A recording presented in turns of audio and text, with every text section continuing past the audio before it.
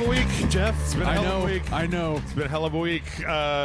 I'm tired of peeing, Blake. I'm honestly tired of peeing because I've been drinking coffee and then beer and then coffee and then beer. You will pee like a madman. Yes. And it will be orange. It's orange. You need more water in your life, sir. Yes, I do. I really do. But I think I've got the podcast. I think I've got one more podcast in me. Okay, let's go. I mean, one more piece of content. So. How better off to end the week as the end cap by having the podcast when we have a lot to talk about. I think so, yes. So welcome back, everybody, to the RageSelect podcast right here on RageSelect. I'm Jeff. I'm Block A and Blake. And we've got an Xbox partner preview. We got some weird news. We got all kinds of craziness.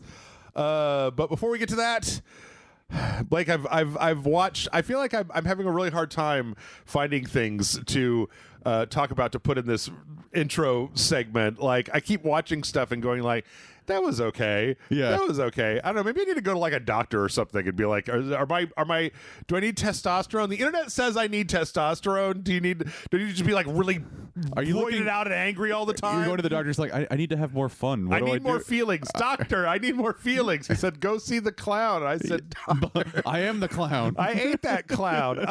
It's funny because we actually recorded this whole part before, then it was messed up, so we're doing it again. But between the last time that we did this and this time, I watched something last night, and it was more interesting than any of the other bullshit KFC, Adam Sandler, Noel Fielding stuff that I talked about last time. People that are curious, there's an Adam Sandler movie that has spiders in space. Yep. There is a KFC pizza, chicken pizza terribleness, and then there is a Noel Fielding interesting TV series that you can check out. So if you're like, but wait, what were they talking about? That's what those three things were. That's what those things were. I finally they put this show on Netflix that's based on Guy Ritchie's movie The Gentleman. Yes, I've seen that. And so they made a new The Gentleman series for Netflix. It's like 8 1-hour parts. The Gentleman's. And it's like it seems like it's tangentially, like tonally related, but not like specifically, like it doesn't have any of the people from that movie in it. Just the same universe, right? Or yeah, something like that. And so I watched the first episode and I was like, oh, this is what I wanted. I got some British crime boys talking fast and like doing crimes, and it's pretty fun, isn't it? It's pretty fun, isn't it? I liked it. I liked at least the first one. And also it was weird because the first episode, I mean, I'm sure that he's a character through most of it, has Vinnie Jones, and I just haven't seen Vinnie Jones in quite some time. Vinnie Jones, I remember I recently saw something too where he talked about being the Juggernaut and how he was like, I will never fucking do that, like put that suit on again. Like that was fucking dumb. You know, Vinnie Jones legitimately was a soccer player, and played at a very high level. Was one of the in the Premier League and the top championship league. And it's interesting to me how he's transitioned into an actor, and now he's still being talked about. He's still doing jobs, and that's awesome. So yeah, the first episode, it was like the main character, and he's like in the army, and his dad dies and comes home and he inherits his estate, and then it turns out that his estate has like the weed lab under it, like they had in the movie, and it's like him and his brother and his sister, and his brother's a fuck up who owes a bunch of money to the mob, and then there's like the weed lady, and then there's like the mob people, and I was like, yes, just inject Guy Ritchie, would you quit making movies? I just want British crime out of you. I don't want stick to what you're fucking good at. I mean, Wrath of Man was acceptable, and like that Nom de Guerre, what was that weird? Do you know what I'm talking? Nobody knows this movie except for me. He made this weird like Jason Statham as a super spy movie with Aubrey Plaza. And Hugh Grant. Okay, you know what? You're selling me on the movie that I should be seeing, because Jason Statham is in a lot of fucking shitty movies. Yeah. But what's great about Jason Statham is that those movies are still entertaining to me because they're just Jason Statham movies. You know what you're getting. Guy Ritchie is so weird because like The Gentleman I really liked, and then I watched The Covenant, which was like this movie about it had what's his face, the Nightcrawler, Jake Gyllenhaal as like a guy, and he was in. I thought you meant the X-Men Nightcrawler. I was like, no, Jake Gyllenhaal is not the Nightcrawler. He's like his translator when he was in Iraq, like. and kind of trying to get the guy out, and it was like Not in England, mate. Yeah. Not in England. Yep. Operation Fortune Ruse de Guerre. And I'm like, just stop it, Guy Ritchie. Who cares? I don't want Aladdin. I don't want God. How do you go? This guy made Snatch and then he made Aladdin. What the fuck? Well, that's a Snatch TV series, which I don't even No, like. I just meant like he made the movie down there, Snatch, as we're looking at the IMDb. Yeah. And then like you go upwards and you're like, well, what is this guy going to do next? Aladdin. Yeah. Right? Like years later. It's just that so was strange. the Snatch TV show, a Crackle original. Oh, that looks like shit. With Rupert Grint. Oh, I actually like Rupert Grint. Ron Weasley as a hard motherfucker telling me the definition of the word nemesis or something. I don't know. Does he like dogs? He like dogs. Anyway, I only watched the first episode, and but it was like, it was good. It was what I was looking for. I was just like, beginning, middle, end, characters, having things, doing stuff. Bada bing, bada bing, bang, boom. Also, what's his face was in the first episode. God damn it! Who's that guy? Who's that guy? It's Jeff. He was. All I can think of was in Guardians of the Galaxy, the first Guardians of the Galaxy, like the Nova Corps guy that was like. They look like they're a bunch of dicks. Like the guy that was like the serious Nova Corps guy. I'm lost. I really wish I could recall. Yeah. I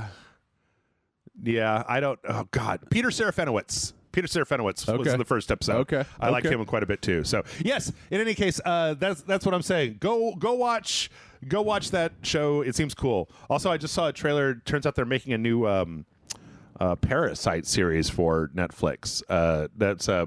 It's an anime called Parasite the Maxim that's about these like worms that come down and infect people, and then like this guy ends up with a hand that turns Oh my into, god, like, is this on weird... Sci-Fi? Like that sounds like a Sci-Fi fucking channel TV show. Yeah, it's apparently they made some movies out of it, and they're making a new one, and it looks pretty cool. Anyway, nice. So that's what I've been up to. Go watch, gentlemen. How about you, Blake? What have you been up to? I got two things. One, Helldivers. Yes, Helldivers. Helldivers 2. Yep. Are you pushing back against the Machine Menace? I am. This sounds like bug talk to me. And what's great about Helldivers 2 is you can play with really cool people, and I've been playing a lot with people on the Discord, and it's a lot of fun. Our community, Discord, and if the RageSelect people want to join too, come hang out. We can all play some Helldivers 2. What's great about Helldivers 2 is if you've ever seen the movie Baby Driver. The thing in the Discord is like every time that we're like thinking about Helldivers, instead of Bell Bottoms, that song that starts at the beginning, instead of saying Bell Bottoms, we're just saying Helldivers, Helldivers, and it'll be stuck in your head, I swear. So that's been a lot of fun. As long as you're giving the John Spencer Blues Explosion the proper respect, that's all I really care about, because they're the ones who sing that song. I saw them live in Seattle like a billion years ago. That song is amazing, and every time I listen to it in the car, I'm like, I do not want to speed and like go through in and out traffic and shit, but it amps you up. The second thing that I want to talk about, somewhat related to video games, but more related to my nerdness. Does anyone play Magic? And then the room empties. I'm sure somebody plays Magic. The thing I found is I feel like Magic the Gathering people, I feel like there's a number of different like nerd cycles, right? Yep. And that like Magic the Gathering enthusiasts are like they're like the Gen X of the nerd community, where it's like they're not trying to get you to play it, and they just want to be left alone, and please don't come into my space. I'm going to be over here with my boys. I'm going to be playing some Magic. We don't want you. You guys can stay over there. We're going to be over here doing our thing. I legitimately have never felt like, hey, I'm trying to find people to play with within my inner circle, and then kind of feel embarrassed about asking about it. But then I'm like, fuck that. I like Magic. I'll go to a bar with my buddy and be like, let's play some fucking Magic and drink some beer, and we'll all put our mats down. I guarantee you there will be comments like, whoa, what, these guys are stupid, the nerds and all that. And then I'm just like, dude, this is some awesome shit. And this weekend, the Fallout Collector's Edition and Commander Editions have released, which is really cool because it melds into that video game lore and the Magic lore, which is why, I don't know, it's a perfect culmination together. So I have been playing a lot of Magic. I've been going every Sunday to play Commander, and I'm very excited to see a lot more of the Fallout decks and things that are coming. So if you play Magic out there, put it in the comments, and I'll come, I don't know, play Spellbound with you or something online. Did you keep up with they had the Lord of the Rings thing where they made one ring card? So I thought that was really cool because people probably either realize or don't realize, depending on how in the Magic world you are, that Post Malone is a huge Magic player. So he actually bought that card because it was pulled in Canada. I was going to say. Canada. And, the northern reaches of Canada. It was pulled by a blue-collar worker guy, and he paid $2 million for that card. What? And gave that guy $2 million. And, nice. On various YouTube stuff, he'll be playing Commander, and he's got like the fucking $1,000 cards he'll just plop in there and shit. But it's cool. Like, there's a lot of fun that you can have, not for expensive shit and Magic, but you can go as crazy as you want. And I think that's what's really cool is that, like, you can devise a strategy to do something in Commander that these other people will also be devising a strategy, and it's like, okay, well, I'm going to swing this giant 75/75 mech power and life at you and see if you can do something about it. And it's fun. It's a lot of fun. So yes, it's nerdy, but it's probably the most nerdiest thing I've ever done in my life. So I've been doing that for the past like 3 weeks. I don't know. I feel like you're in a. I feel like you're in a constant competition with yourself. I'm a hyper. You're like, self. We've gotten really nerdy recently, and I'm like, that's not really nerdy. Let's buy some Magic starters. Deeper. Let's do it. And then, like, I feel like it's only a matter of time. It's only a matter of months before you come in here with a bag full of Warhammer and start. It's already happening. It's already fucking happening. And you made that comment on the 40K Let's Play. That's like, Blake, you're not going to get into Warhammer, are you? And I'm like, no, I don't have the time. Don't do it. No, a buddy of mine that I'm trying to get into Magic is like, I was heavily into Warhammer, and he started explaining a lot of the lore, and I'm like, I can see where this is awesome. You know what I mean? But again, I want to stay in the Magic right now. I got hyperfixation type hobbies where like I go really heavy into it, and then the hobbies that stay, I like a lot of my shoes. I like a lot of there's stuff that will stick around. Wait, I guess shoes. I'm a huge shoe snob. Like I will get, really. I have like over 50 pairs of shoes. You don't realize when I come to your house that I wear like a different pair of shoes every day. Hey, just like Andy Dufresne, I don't look at another man's shoes. That is a really interesting. No, it's hilarious. I have a lot of different shoes. I was into sneakers for a heavy amount of time. So I get into these weird hyperfixation things, and it's kind of a cool way of taking the stress off of a job where you're like, hey, I'm really just working so I can fund my hobbies, right? Like, and that's a cool world for me to live in. Sure. Sure. You like to bounce between hobbies. I like to get one hobby and then jump all around inside of that one hobby. That sounds, and I'm hoping to find something like that in Magic. I also have a kid, which should be my I love my kid. Yeah. So I need to also this is a brand new hobby. I know, right? I'm going all in on this kid thing. It seems cool. Legitimately, I am enjoying being a father, and I cannot wait to see what his hobbies are too. I feel like awesome. you're going to come in here, like a year later. You're like, let's play some Bluey, dude. Like, let's go. Jeff, man, you got to get in on this kid thing. Dude, it's so cool. Like, collector's items of kid stuff, man. This is a collector. This is a 1 out of 1, man. This is an individual. Yeah. Love it. Well, speaking of hobbies, my hobby is video games, and we had a big Xbox partner preview event that happened last week. This is so weird. I feel like Xbox or Microsoft has to, Microsoft has this problem that they're dealing with where they don't have, they've got a few things on the horizon, but they've really fallen behind when it comes to first party, exciting, exclusive stuff for their console, right? Like, we don't have Halo anymore. We don't have Gears basically anymore. Like, there's some stuff from the studios that they published or that they purchased, but then even some of that stuff, I feel like it's just a matter of time until Starfield is on the PlayStation. They already said they're starting to move some of their exclusive stuff onto other platforms. So, see, here's my whole thing with Xbox. Yeah. When did Steam come out? Half-Life 2. As in, when did the marketplace come out? Team Fortress 2, maybe? Well, when did what? The marketplace.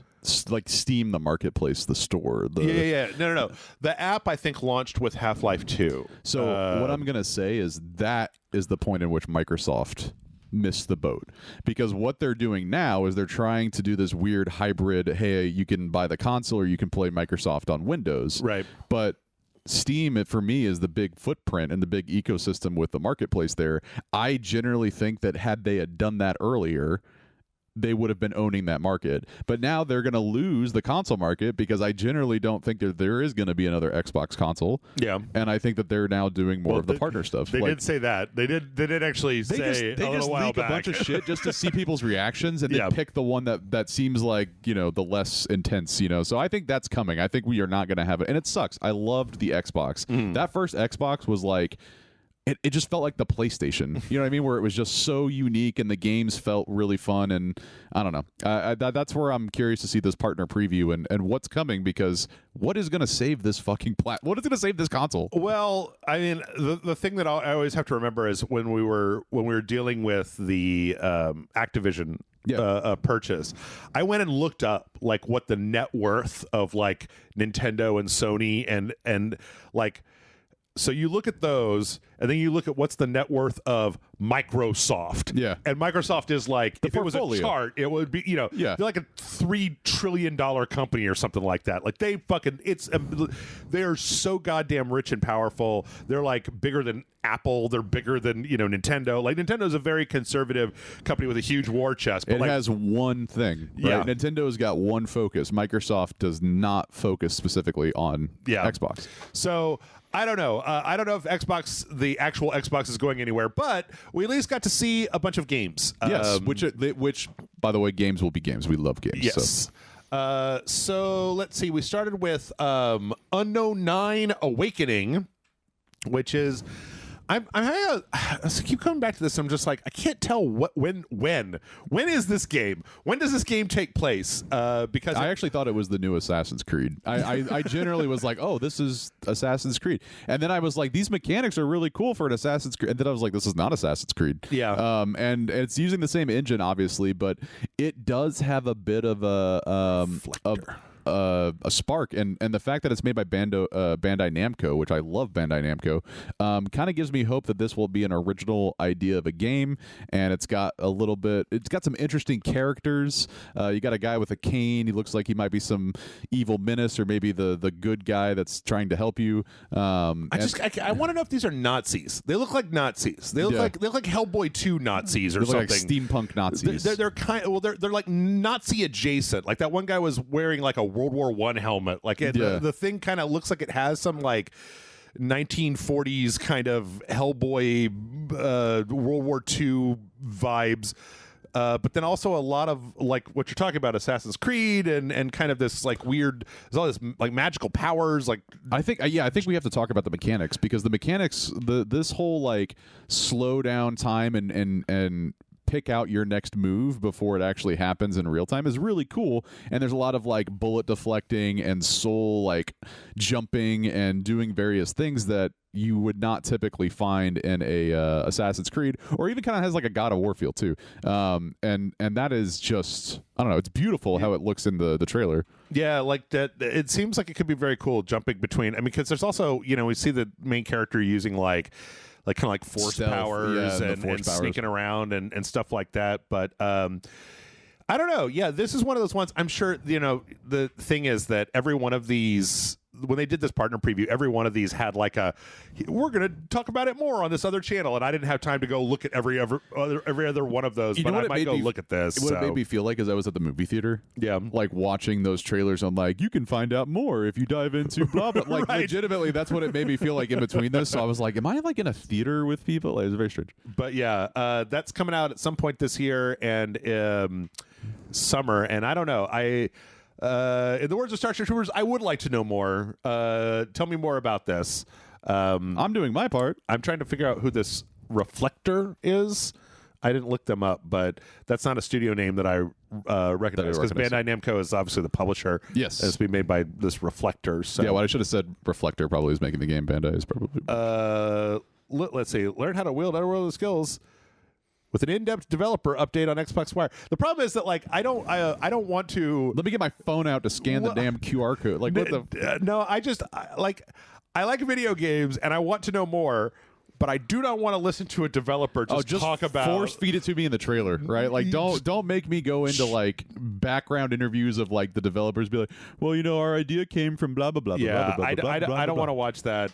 I don't want to watch that. Let's see. From there, we got a trailer for Sleight of Hand, which is some kind of like stealth action. It looks like magic cards. I'm good with this. Let's go. Witch card game. Like it's some kind of like 1930s witch lady, and it's got a really interesting style to it. Like it kind of reminds me a little bit of like Dishonored almost, the way the characters look. Or We Happy Few. Oh, yeah. A little bit of the cartoony type. Yeah, the slightly exaggerated, but still like very, very cool looking. Yes. And this is obviously super cinematic. I don't know if we're going to get to see more of this, but like whatever the style is here, I'm digging it. Yeah. No, I'm I think digging it. I would love to actually see gameplay because you're right. I think this is more of the cutscenes, but it's just so cool. I mean, it looks really, really cool. A hard-boiled third-person stealth sim. Yeah, and at least this one's going to be on Game Pass. Yes. So, but then again, also I have to keep. I didn't look any of these up.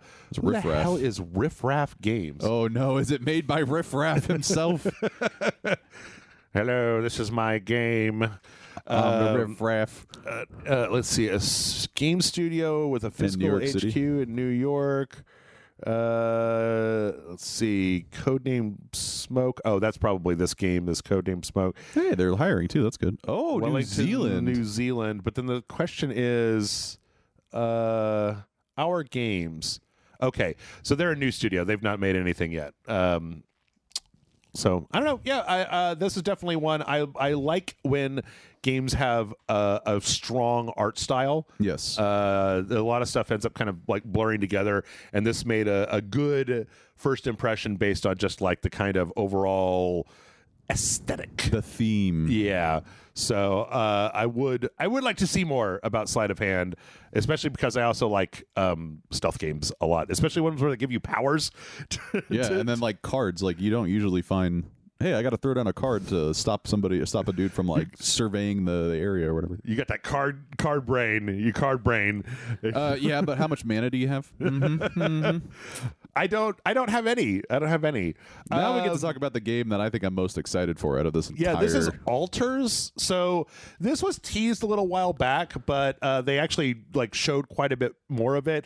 And the basic idea here is that you're a spaceman and you crash landed on this planet, and you've got the most unwieldy transportation device in the world, which is a giant wheel that has an apartment in the middle of it, a mono wheel that has a bunch of houses in the middle of it. Like I watch a lot of tiny home videos apparently because YouTube keeps recommending them to me, and I'm like, this seems like a bad idea, you guys. I really, it's like if someone's like, oh, describe this game to me. It's like, okay, you take the movie The Martian, yeah, and you take the movie Multiplicity, yeah, and then you take a video game like Fallout Vault 99 and The Sims, and then you mash them all together, yeah, and put it into like a Heavy Stranding type cinematic, like planet is like half cold, half hot, yeah, and it's just so, I don't know, the idea is fascinating to me. You have this giant wheel structure that's carrying your actual like laboratory or your whole living space with you as you're going through these lands, and eventually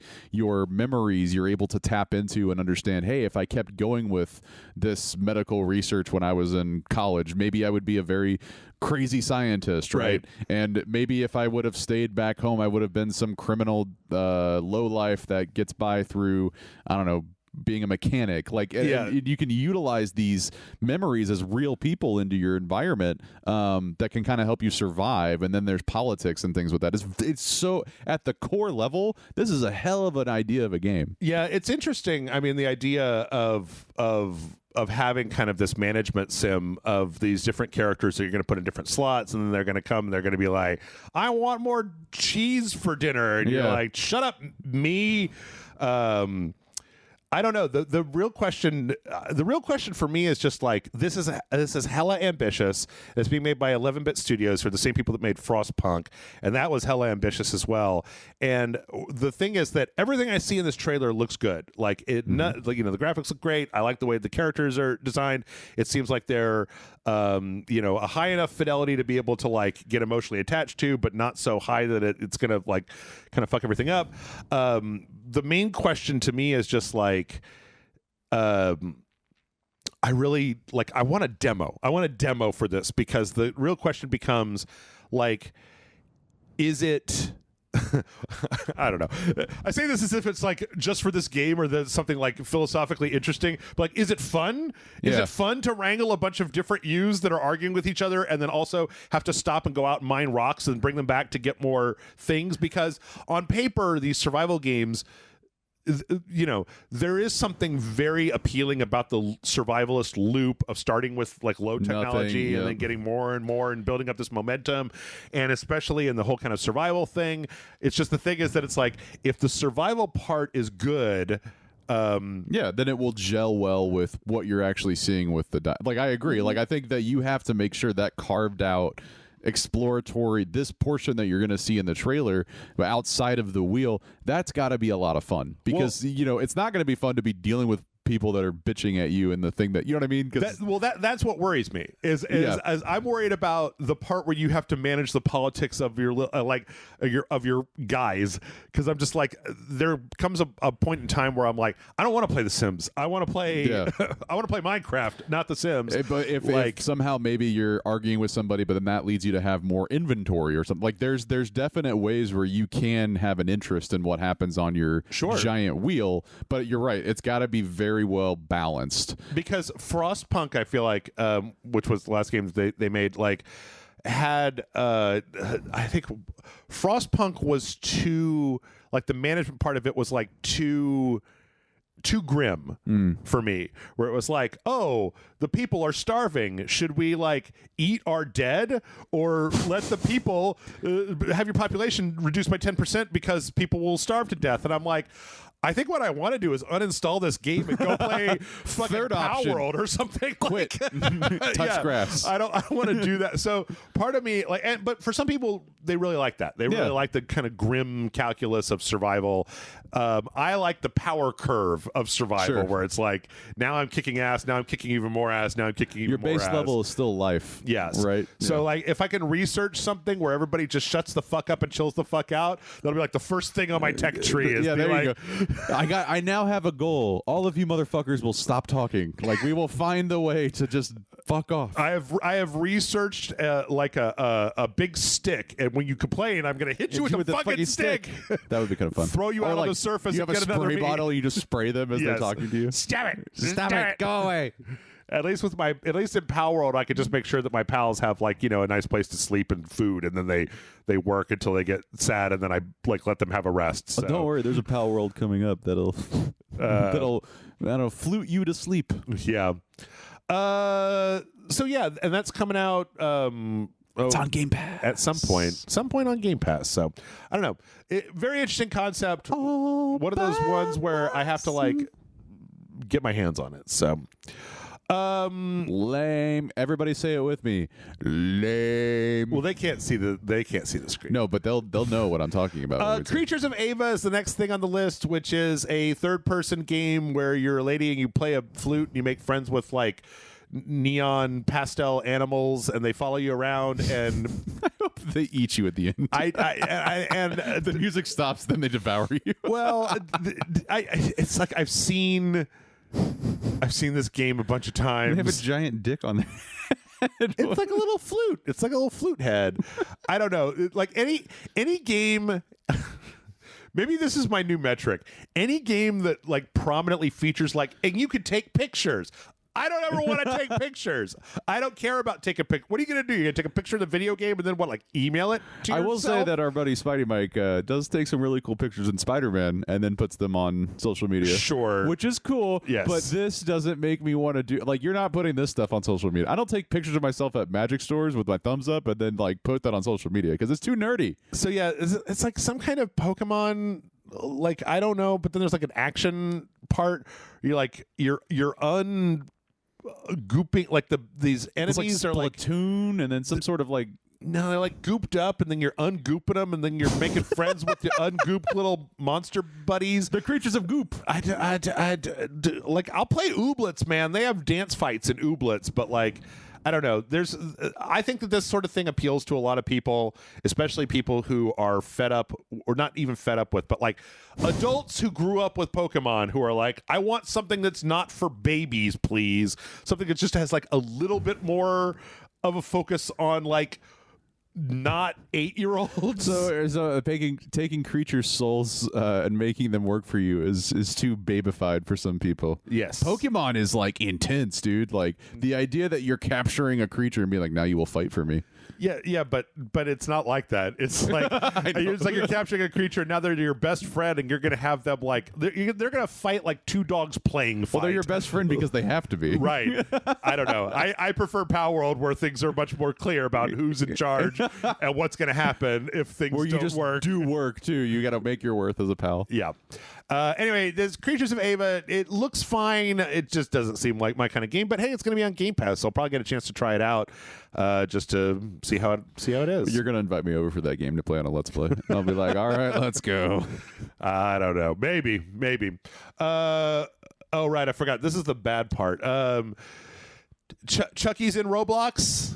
I don't even know what the fuck that statement means. Like, this is like an advertisement for some kind of Roblox game that has then added Chucky to the game. So you have Roblox the game, and then whatever the fuck this Griefville is inside of Roblox, and then they've added Chucky to Griefville inside of Roblox. And oh my god, I didn't even care. I don't even have like a huge amount of Chucky love, just like divorced from everything else. You seem like you don't care. I really don't. You're like, I hate Roblox. I hate them. Oh, I really do hate Roblox. I think Roblox should be shut down, and fucking like all that stuff that's going on in the news about like shutting down TikTok. And I'm like, if you guys knew what the fuck was going on in Roblox, if Jeff was a politician, he would just be lumping that shit at a Christmas tree bill, be like, also Roblox is going down. Also, with Roblox is done. 8-year-olds can't vote. They can't vote me out of office. They can't do shit. Make Roblox illegal. The fact that the Chucky IP and a lot of the other horror IPs right now, just to talk about, I guess, anything other than the actual game, they're going really hard with the sponsorship stuff, and the Dead by Daylight also had the Chucky a release, and then you had a lot of Nicolas Cage got involved with Dead by Daylight, and now he's a playable character. So I do love the fact that we are finding more existing IPs not making their own game, but being in another game that you already love. But I agree. My nephew likes Roblox. I don't care for it. I don't find it enjoying. In fact, I find his reactions to stuff that he's already seeing over and over and over again to be more entertaining than the actual game itself. Sure. Yeah. Fuck a bunch of that. It's called Griefville for a reason, Jeff. Fuck it. Good grief. Fuck that. If I wanted grief, I would go to the Sinking City 2. Merfolk, which is the sequel. I'm glad that Frogwares is still there. I was trying to tell you someday I'll tell you the entire story of Frogwares and Big Ben Entertainment / Nacon and how they literally, like, this developer delisted this game on Steam because they hadn't been paid royalties by the publisher, and the publisher pirated it off of a torrent site and then re-released it and then uploaded that pirated version to Steam under their name, and they wiped the developer's credits off of it, and it was this whole fucking thing. So I'm glad that Frogwares is getting a chance to make something new. This one seems like you pointed out that this one seems a little bit less. The first one was heavily Cthulhu inspired. This one seems like it might be more like In the Mouth of Madness inspired. Yeah, or it also has a Silent Hill type thing. I thought it was another Alan Wake game at first, because I had no idea about any of Sunken City or prior to that. So the game looks visually interesting from a storytelling level. Like, you're right, you're in this In the Mouth of Madness type world where things are just kind of like falling over themselves, and all of a sudden now you're looking up on this giant creature of who the fuck knows. It's like a meat octopus or something. It's a meatopus. It might be Cthulhu, but it's definitely something that's it says Arkham, which is very that's why I was thinking, is because I think that they're going for more of the, like, I think they're going to focus more on the like madness aspect of a Cthulhu mythos or even Lovecraft mythos, and less on the like, because the first one was very Shadows over Innsmouth, where you had like literal fish people, and then like weird politics between the fish people and the monkey boss, and it was very weird, and the whole thing was very like that kind of Lovecraft like aquatic horror stuff in the world. And this one, just from what I can see here, feels more like, again, like that, like they're trying to have it have its own flavor by leaning more into just like the madness as opposed to like and then there's the giant guy with the tentacle face deep in the water, right? Yeah, this is and honestly, it looks stunning. And it looks like it'll be fun, and it's not going to be on Game Pass, at least so far. And then that last sequence of the Sinking City 2 2025, it says Arkham Cemetery. Cemetery. So I think it's going to be more that. But yeah, I don't know. I'm glad they got it. Like, they have a very niche audience. They make these games, and then they make Sherlock Holmes games. And the last one that they made was like, it was like a Sherlock Holmes prequel where he was a twinkie teenage heartthrob looking motherfucker. Or the one they made after that might have been, I don't know if it was Frogwares that made, here, let me look it up. There was the last Sherlock Holmes game that I played was Sherlock Holmes goes to Louisiana and fights Cthulhu. I'm sorry. That game already exists. It's called Gabriel Knight. Well, not like Gabriel Knight has been able to do anything. I mean, that's true. We had a long conversation on our Discord about Gabriel Knight. We actually have a member that has a physical copy sealed of Gabriel Knight. Yeah, Sherlock Holmes the Awakened. That kind of looks cool. Last year. Yep. So that happened. From there, we got Final Fantasy 14. This was already leaked all to hell and back. Final Fantasy 14 is going to be on Xbox. Has not yet been on Xbox, been on PC, been on PlayStation. You know that look, Jeff. I might, maybe. You know what? You have demonstrated I will not doubt you. You have demonstrated that you can play a very, very long RPG without getting bored, and this is a very, very, very long I don't know if the RPG. word without getting bored is actually, I think it's just willpower of like, oh, I'm already 50 hours in, why would I not keep going? You know what I mean? Like, I do feel like there will be a time where it really is about who is also playing, though. Yeah. That's the same thing with Matt. It's like, if you find people to play a game with, you're going to enjoy that game more. Sure. So if there is a big jump into this game, hell yes. I mean, I don't know. You probably find, I mean, I know you can find people on my Discord who are playing, but it's too much. See, the thing is that you were talking about the sunk cost fallacy of like, I've already played half of this 80-hour RPG, I might as well finish it. I have come to a different conclusion, and that conclusion is someday I'm going to die, and I could use those other 40 hours to do something that I really enjoy with my life, even if it's just playing Hitman for the billionth time. I'm going to enjoy that more. But that's fair. I think the idea that I could go and say I've played all of Final Fantasy 14 is probably more important to me for whatever fucking reason. I don't know, Jeff, but it's like, oh yeah, I've played that game, I've beat it, or I've completed it. It used to be more important to me too, but then games got too long, and I'm like, I can't do it. As you guys know, if you've actually been watching the channel, they put out all 3 Stalker games on the console. This is the first time they've been on console. Stalker, something of Chernobyl and Clear Sky and Call of Prepat. I actually found out, I didn't know this before, that these are like the Xbox One and PS4 versions of these games, and that coming in the next, like sometime this year, there's going to be like a revamp of the Series X and PS5 versions that have more graphical enhancements and also have mod support, which I was like, I still am unsure how that works on a console. How the hell do you install a mod on a console? One of my favorite memories streaming that I've had, I think, of the past few years is I was playing Stalker specifically because the movie Tarkovsky's Stalker, and I actually enjoy that movie. It's very long and somewhat RPG-ish, I guess. Ponderous. You will get bored very quickly in that. You got to settle down. When I first started streaming, my whole thing was stream something that relates to some sort of movie. Sure. Right? So I started playing Stalker, and I had a person that was from the Ukraine that was like, he kind of jumped in and started speaking Ukrainian or Russian, and it was like, your first thing is like, oh, they're spamming me or whatever. Because I didn't delete it, and then I was like, hey, just switch to English, and he goes, oh, I don't really speak English, but I'm glad you're playing this game because there's a huge following of this game. Yep. It was really cool. It's like I got to experience like, oh, like if you're playing a game on Twitch that there is a huge following for, you might get somebody to pop in to say, oh, I love this game, like this is awesome, and that was one of these. So I do find these games to be interesting, but they're hard as shit. They are.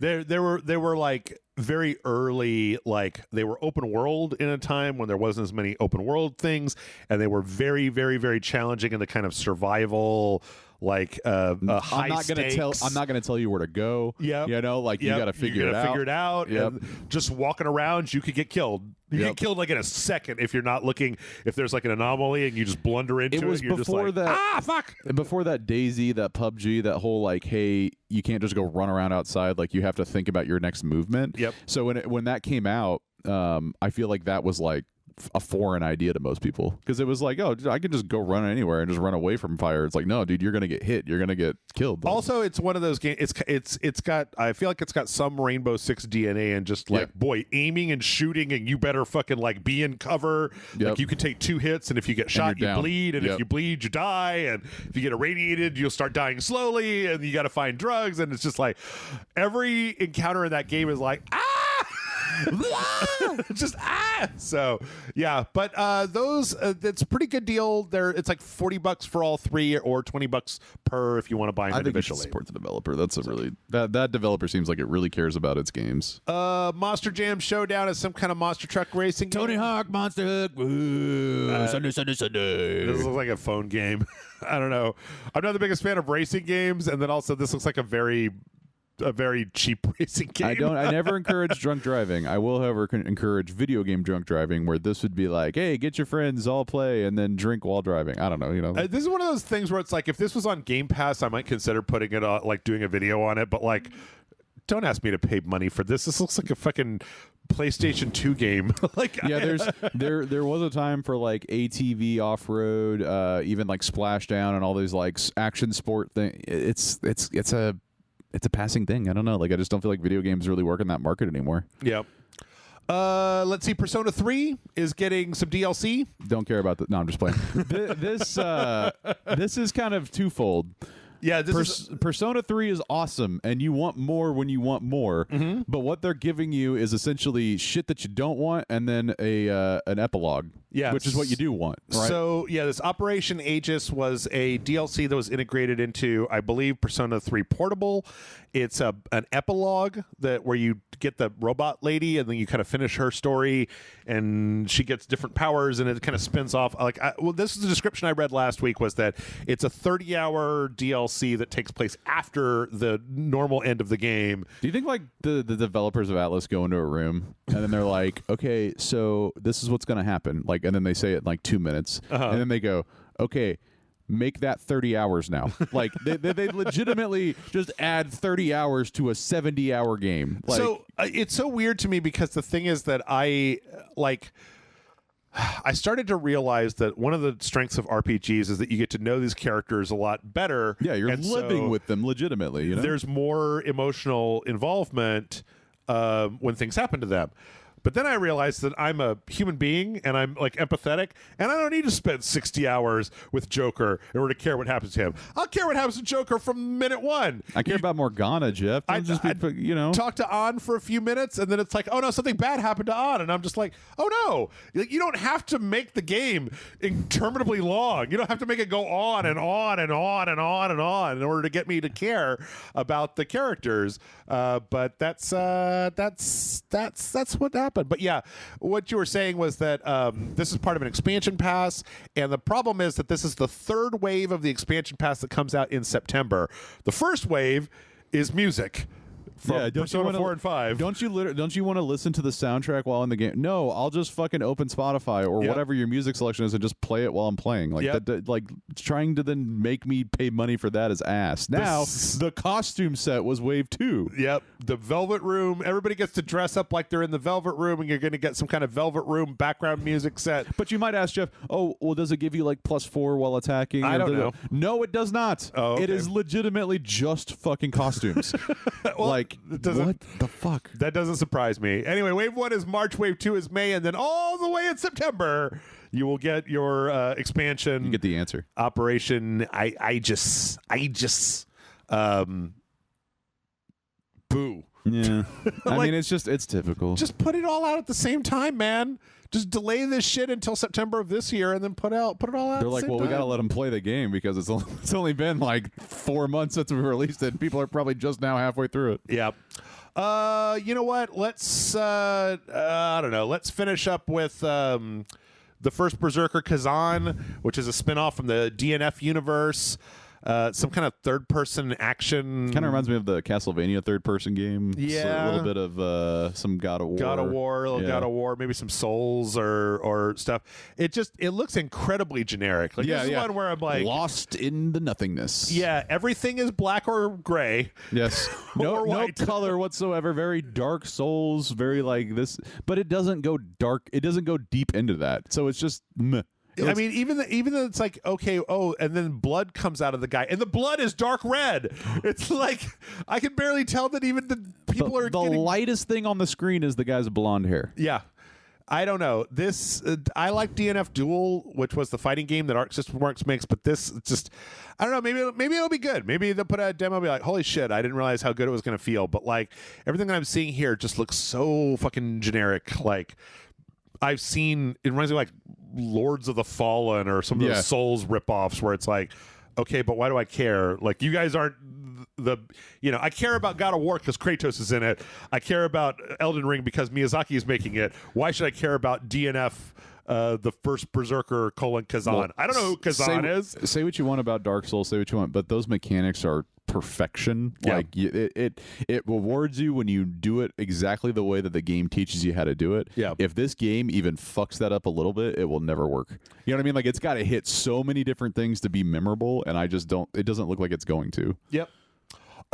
And with that, we are going to go ahead and take a break. We still have a couple more things left here on this Xbox Partner Preview, and then we got a lot more news. So everybody stick around, and we'll be back in just a second. Don't go anywhere.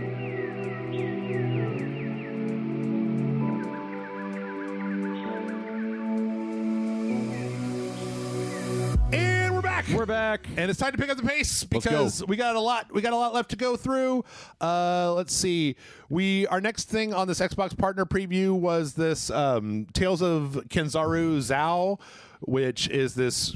They announced this at the Game Awards. It's kind of a really cool looking kind of Metroidvania with like a kind of African aesthetic to it.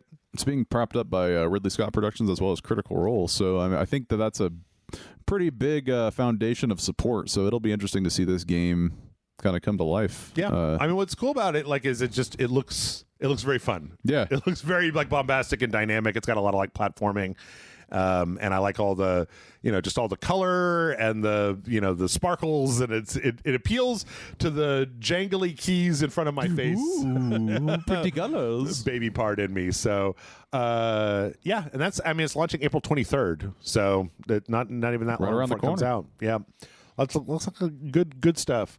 Let's see, we finally got a full release date for Frostpunk 2. Jeff cannot wait to decide between decreasing population or feeding people. Eating people.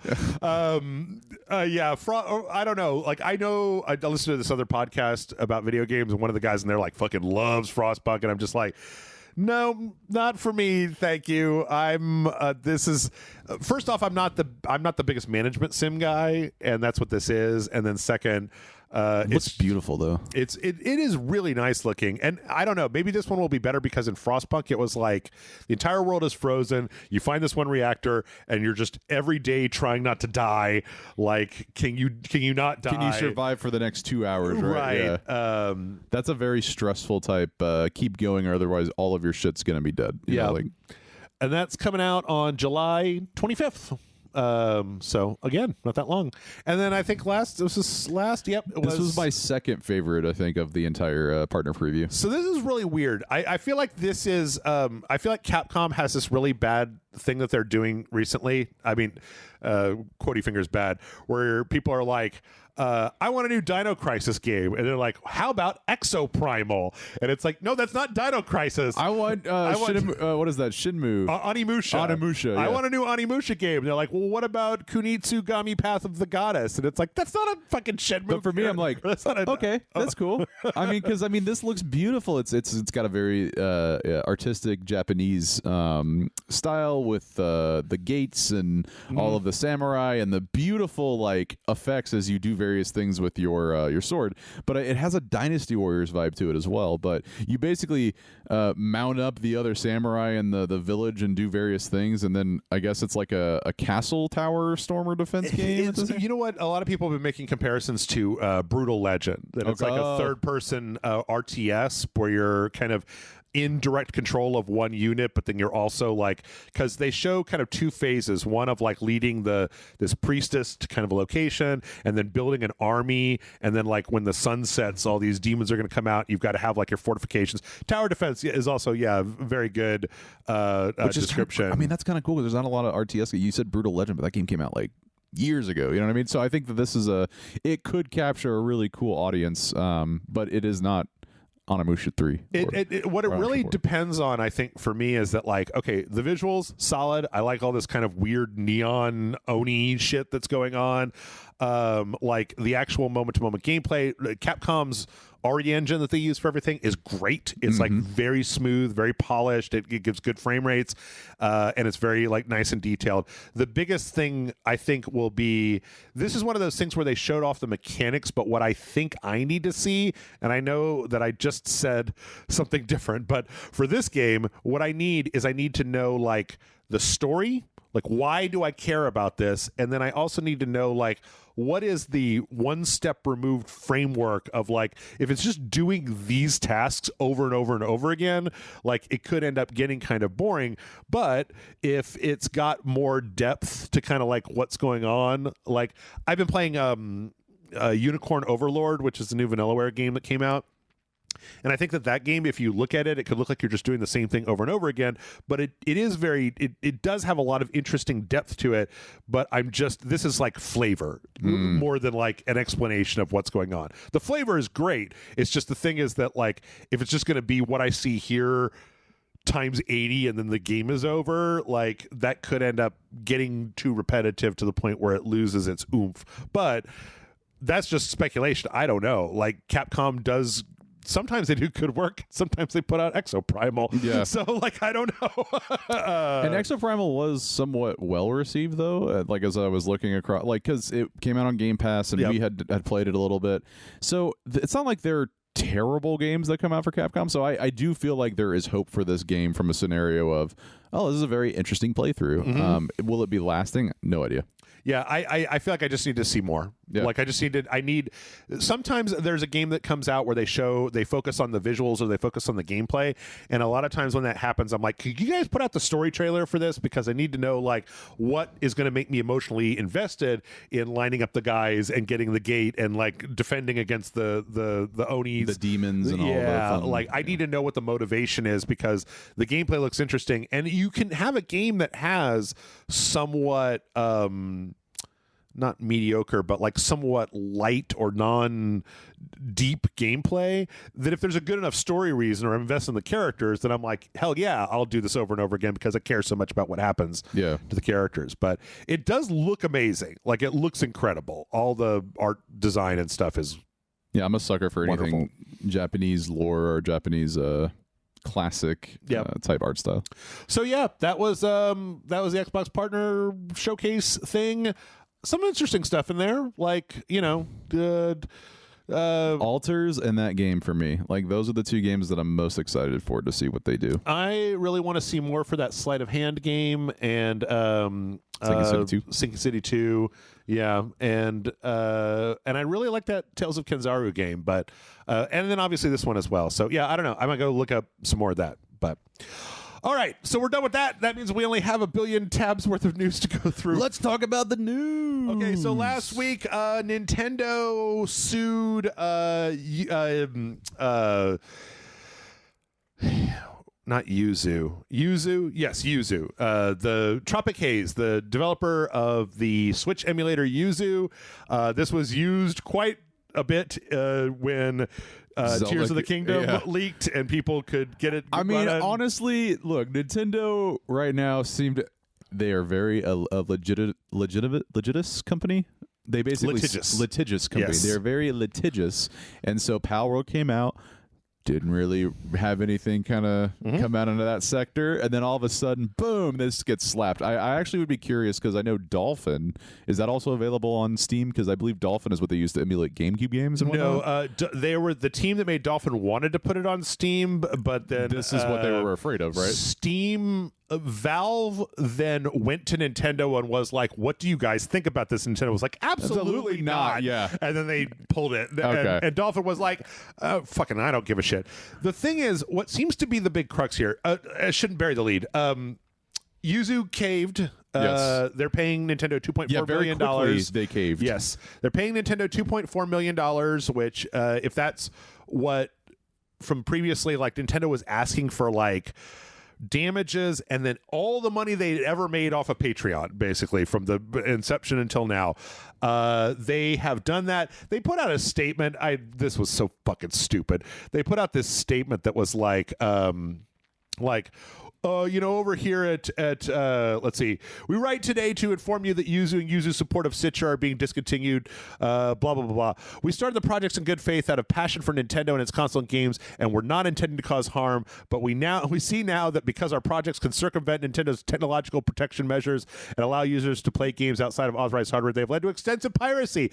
Who could have thought that an emulator for Nintendo Switch would lead to people pirating video games? This is clearly Nintendo writing this through them. Yes. Like, you know what I mean? Like, they clearly were like, we're dead. It's fine. Like, either they have a little bit of money left from this whole venture or they have zero money left. But I think it's more important to me to talk about what's next, right? Because emulation in the world of today is such a gray area. I personally think that if you buy a copy of a game at all, then you have the right to emulate it. So when I looked at all of this, I think that what it comes down to is the fact that Yuzu was really hyper specific on this one thing, right? Well, no. The Yuzu. So a lot of times what will happen is an emulator will come out like Dolphin, right? And so it'll be like, Dolphin, you can run GameCube code on this. Here it is. Do whatever you feel like with it. It's like a sandbox, more of an engine, right? Well, no. And then that's the whole website. Like, download it, and then like you can go elsewhere to figure out how to run it. There are forums that'll tell you. Yeah. ROMs. Whereas with Yuzu, they had like step by step. This is how you get a BIOS. This is how you load the BIOS. This is where, and they had like a compatibility list that showed like, well, this game doesn't run very well. This game runs semi. They were not an agnostic software company. They became more of a streamlined, this is how you pirate company. Yeah, I think that they were too explicit because there is another Switch emulator called RageSelect, and like, Nintendo is not going after them, and Ryujinx is like what I just said. It's like, here's a thing. It can run code. Use it for your own homebrew projects. Here you go. Goodbye. We don't know what you're going to do with this. It's not my business what you fucking do with this. You go elsewhere to find a guide on how to set up This is basically paraphernalia. It's basically like, you can buy a water pipe, but don't tell me what you're going to put in the water pipe. And I think that Yuzu got a little bit too explicit, and they were also, because like, when Tears of the Kingdom leaked, Yuzu was doing like daily updates on their Patreon that kept making Tears of the Kingdom run better.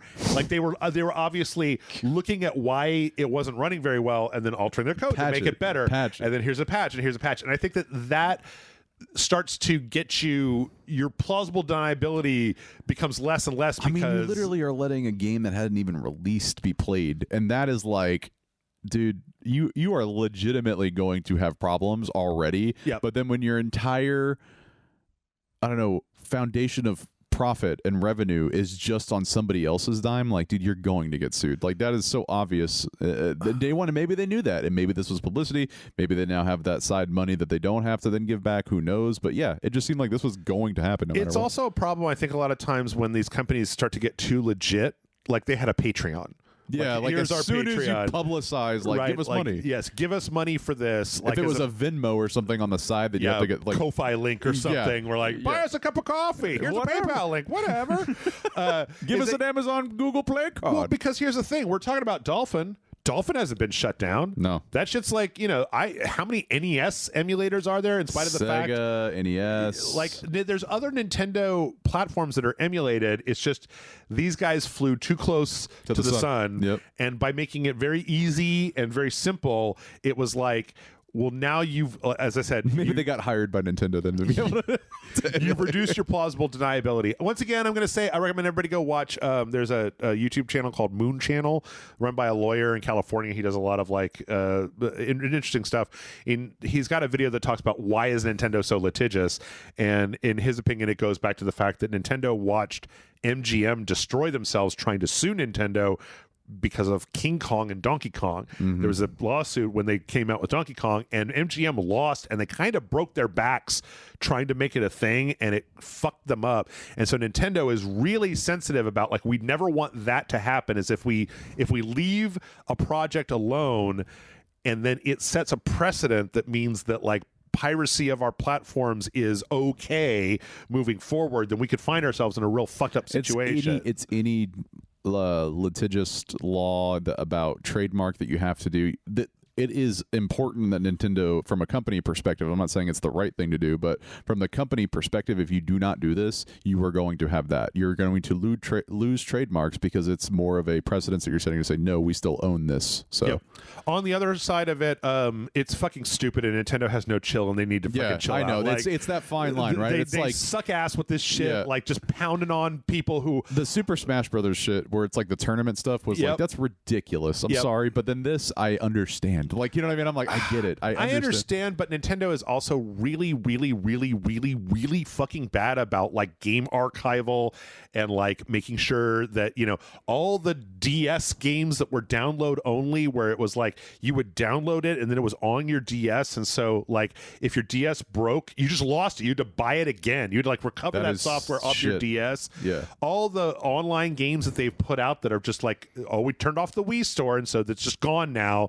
Like it's just fucking evaporated. So like it's very much like Warner Brothers right now. Just just get rid of it. Fuck it. I'm sure we'll get to that. I think there's a good because companies don't take archival and game preservation seriously.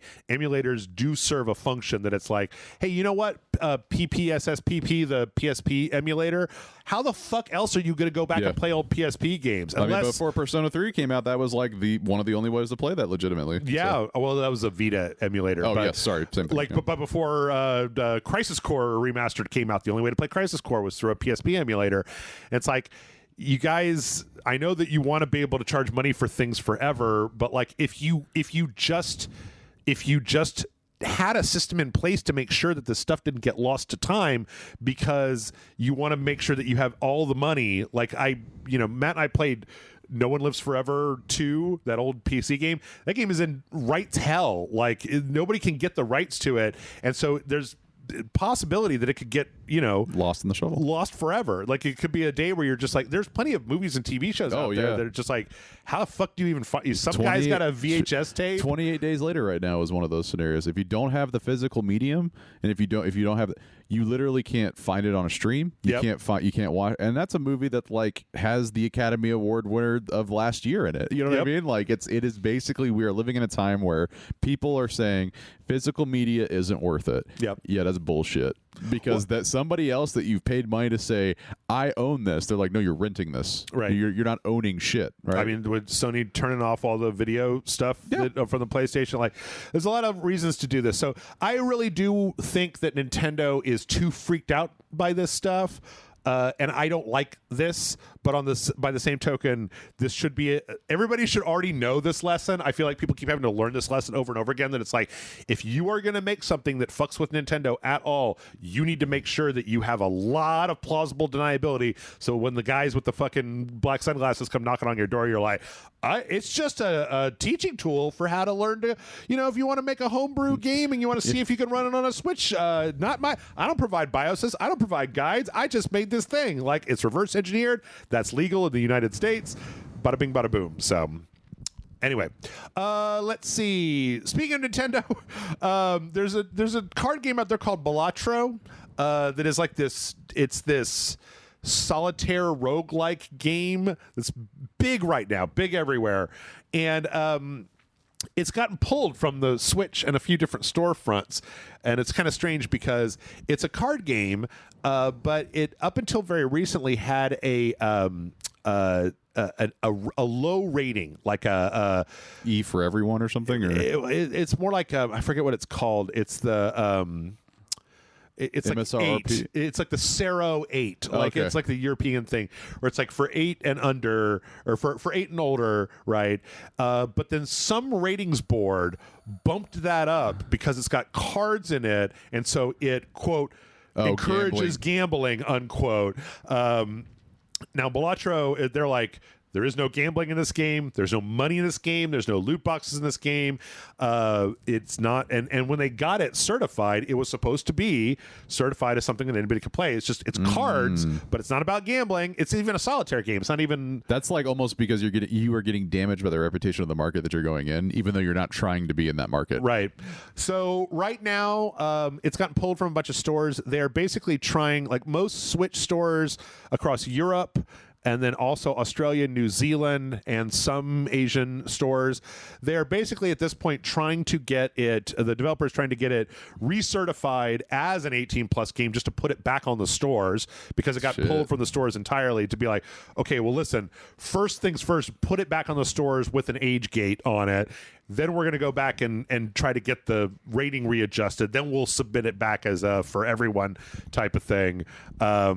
But yeah, a lot of this I believe is from Europe, and a lot of it is because Europe is like the only place where they take like encouraging children to gamble with like loot boxes and reward structures really, really seriously. We're living in a very interesting world of irony, because we talk about ensuring that people don't learn how to gamble, but then look at all of U.S. sports and even European sports. Sure. There's betting literally on the jersey of the team that you're playing. It is so interesting. You don't want to teach people early how to gamble. I totally get that. This is a card game that, just like Go Fish, like is Go Fish teaching kids how to gamble, because that would be similar, right? Like, so for me, it comes down to the fact that, like, yeah, it's a fine line and you're getting damaged because of the market that you're going into. Absolutely. Let's see. Speaking of getting damaged by the market, Warner Brothers put out the Suicide Squad Kills the Justice League. I'm gonna say this for everybody: Warner Brothers, you can go fuck yourself. Warner Brothers sucks. It's what is it, Zaslav or whatever that dude David said. Zaslav. All he wants to do is tax break, like even if it means fucking over everybody. Well, okay, but the weird thing about this is that it's like they're doubling down. Yeah, I don't understand this, because it's like Suicide Squad came out. It didn't meet their expectations. Their expectations were foolish. It was foolish. They got trapped in a thing that happens with games, where there is a certain genre of game that's hot, and you start developing one, and by the time it comes out, the hotness is gone. The market is cooled. That's what happened to this game. Nobody wanted to play it. Everybody got mad at it. But they're like, yeah, that one didn't do well, so we're just going to keep doing that, because they're going to double down on even more live service games, on even more like phone games. It baffles me. If you had to look at their whole catalog of games that they've released recently, what has been the most successful one? For Warner Brothers? Yeah. Harry Potter last year. Yeah. What have they done with that? Nothing.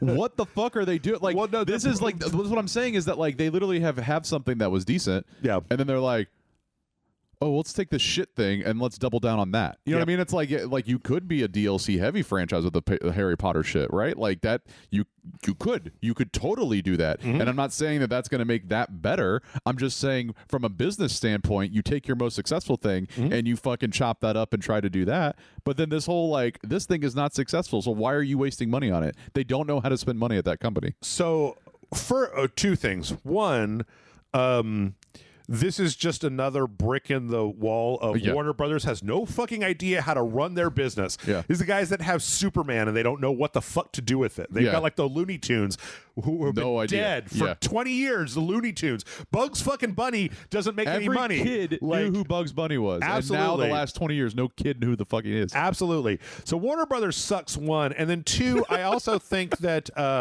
there's a thing you see in business a lot where like you will see what I just said, where this monetization structure is dead, or this style of game is dead, and there'll be very clear flags that say this monetization scheme is done. It's not going to make you money, but that doesn't matter to companies. They ride that fucking train all the way to hell. Like it has to lose $300 million before somebody is finally like, should we still be doing this? And they're like, well, we've lost $750 million over the last 3 years trying it. I guess no. Like maybe we should do the new thing that everybody's doing where the Pokemon with guns, right? Everybody's doing Pokemon with guns now. But they won't pivot. They can't pivot. And I think a lot of it is because the people that are in charge are the same money. people. It's the people that are in charge that made the decision to begin with cannot understand that they made the wrong decision. And so they're going to continue to just push and push and push. And most of the C-suite executives at game companies fucking hate video games. They hate you nerds and they hate video games. And they would never play video games. Those are for babies. I don't care. It's just the business model right now. It's line must go up. Yep. Let's see. But hey, speaking Multiverses is coming back. Ooh. Multiverses being the Warner Brothers Super Smash. Don't say that. They can get sued. Don't say that. That was like it was technically in early access, even though they were charging full money for it, and it had season passes and microtransactions and stuff for it. And then 2022, they just like turned it off. And I read a big article about it where it was like there were structural issues with the game that they had to like go back and rewrite it in a way so that like if they needed to do updates, they wouldn't have to basically re-release the entire game every time. So I appreciate that. I appreciate that they were like, this could be better, and they turned it off the spigot. Did they give the people the content back? Because that's kind of what we just talked about with like physical medium shit. It's like, damn. No, I don't believe they did. But see, the thing is that stupid people. I realize. I think the reason they said they didn't do that was because it was like, well, this game hasn't been canceled. We're gonna bring it back, and then we bring it back. Everything you bought is still gonna be in the game. Okay, well that's fair. Just like we're turning it off. I just thought that like when the game came back, they're like, well, none of the shit that you bought is even relevant anymore. Well, who knows? I mean, all we've got right now is a tweet basically saying that like they're getting ready to start back up again. So interesting. There's nothing specific here. We'll have to see. I always thought. I liked multiverses, but it was all multiplayer. There was the single player was just like tutorial. Set up a bot match, set up a bot match, set up a bot match. And I was like, I love the campaign in Smash Ultimate, and I wanted something like that, especially when you've got Batman and Superman and Bugs Bunny and Velma, all that and, other shit. Yeah, you know, just like fucking Arya Stark. You know, give me something like that. So, let's see. This is such a weird story. Epic Games got hacked. Or did they? No, they didn't. Apparently, there was a group out there that was doing a thing where they would announce that they had hacked a company and they would demand ransom. But then if you went and looked at, like, they would release, like, oh, here's the data that we hacked, and it wasn't anything. It was like bullshit. Yeah. And so Epic, this group said, oh, we hacked Epic. We got 120 million, like, user accounts or something like that. And then Epic went and investigated it, and they were like, no, they didn't. Nobody got anything. We haven't been hacked at all. This isn't a thing. And then this hacker group came out and said, yeah, you're right. But we're just like, our group does social engineering to basically try to rob people by pretending to hack them and then demanding that they pay us. But then there's not actually any data that was lost. And I'm like, I generally think two things. If you are a scammer out there, in any scenario, if you are a scammer, you are a piece of shit. You are a piece of shit. Second thing, I think this is absolutely the market of the fucking data. This shit happens and it exists because it works. Yeah. There will be companies that are so disorganized that have no fucking clue if anything was leaked that they will pay whatever the ransom just to get them to go away. Like, it happens all the fucking time. Yeah. So the fact that Epic actually had the gall to be like, none of our data was stolen, and they were like, "Ha, you got us, but did you?" Yeah, fuck off. Well, what's funny is I heard once upon a time where it was like, you get the Nigerian prince email, right? Yep. And it's like, this is so obviously fake. Why the fuck would I respond to it? And it's like, no, they don't want. They're not looking for you. If you know that it's fake, then they don't want anything to do with you. You're too slick for them. They're looking for people who go like, I feel important now. Right. Here's some money. Yeah, they want people who are dumb enough to fall for it, as opposed to anybody that knows. So, hey, back your shit up. Like, I'll just use this as an opportunity to be like, back your shit up. Use a password manager. I know it's a pain and you don't want to do it, but like, do it once. Oh, I have 3 things. You should not use password managers, by the way. Oh, okay. No, this is the world we're living in now. Now, password managers are not safe because if that gets hacked, then they have all your passwords. Know what's really safe now? What's that? Writing your password physically down on a Post-it note. No, I'm not even fucking kidding you. That is now safer than going and storing all of your passwords in the cloud. Do people do it? Yeah. Yes. Have I done it? Absolutely. Yeah. But I'm just saying, from a standpoint of what is the most secure, now they would have to know where you live to go actually into your room to look at your passwords. Sure. And that is more safe. Look, if you're into that level of security, you need to get a key fob. Of course, right? But of course, but I'm just saying, like, this is the world we live in. That is why they can say that they did this. All I'm saying is, if you're just like, if you're sitting there using the same password to log into every website, please at least go get a password manager. Stop. And then my third thing that I always tell everybody is, I don't know why more people don't do this, is privacy.com, where you can spin up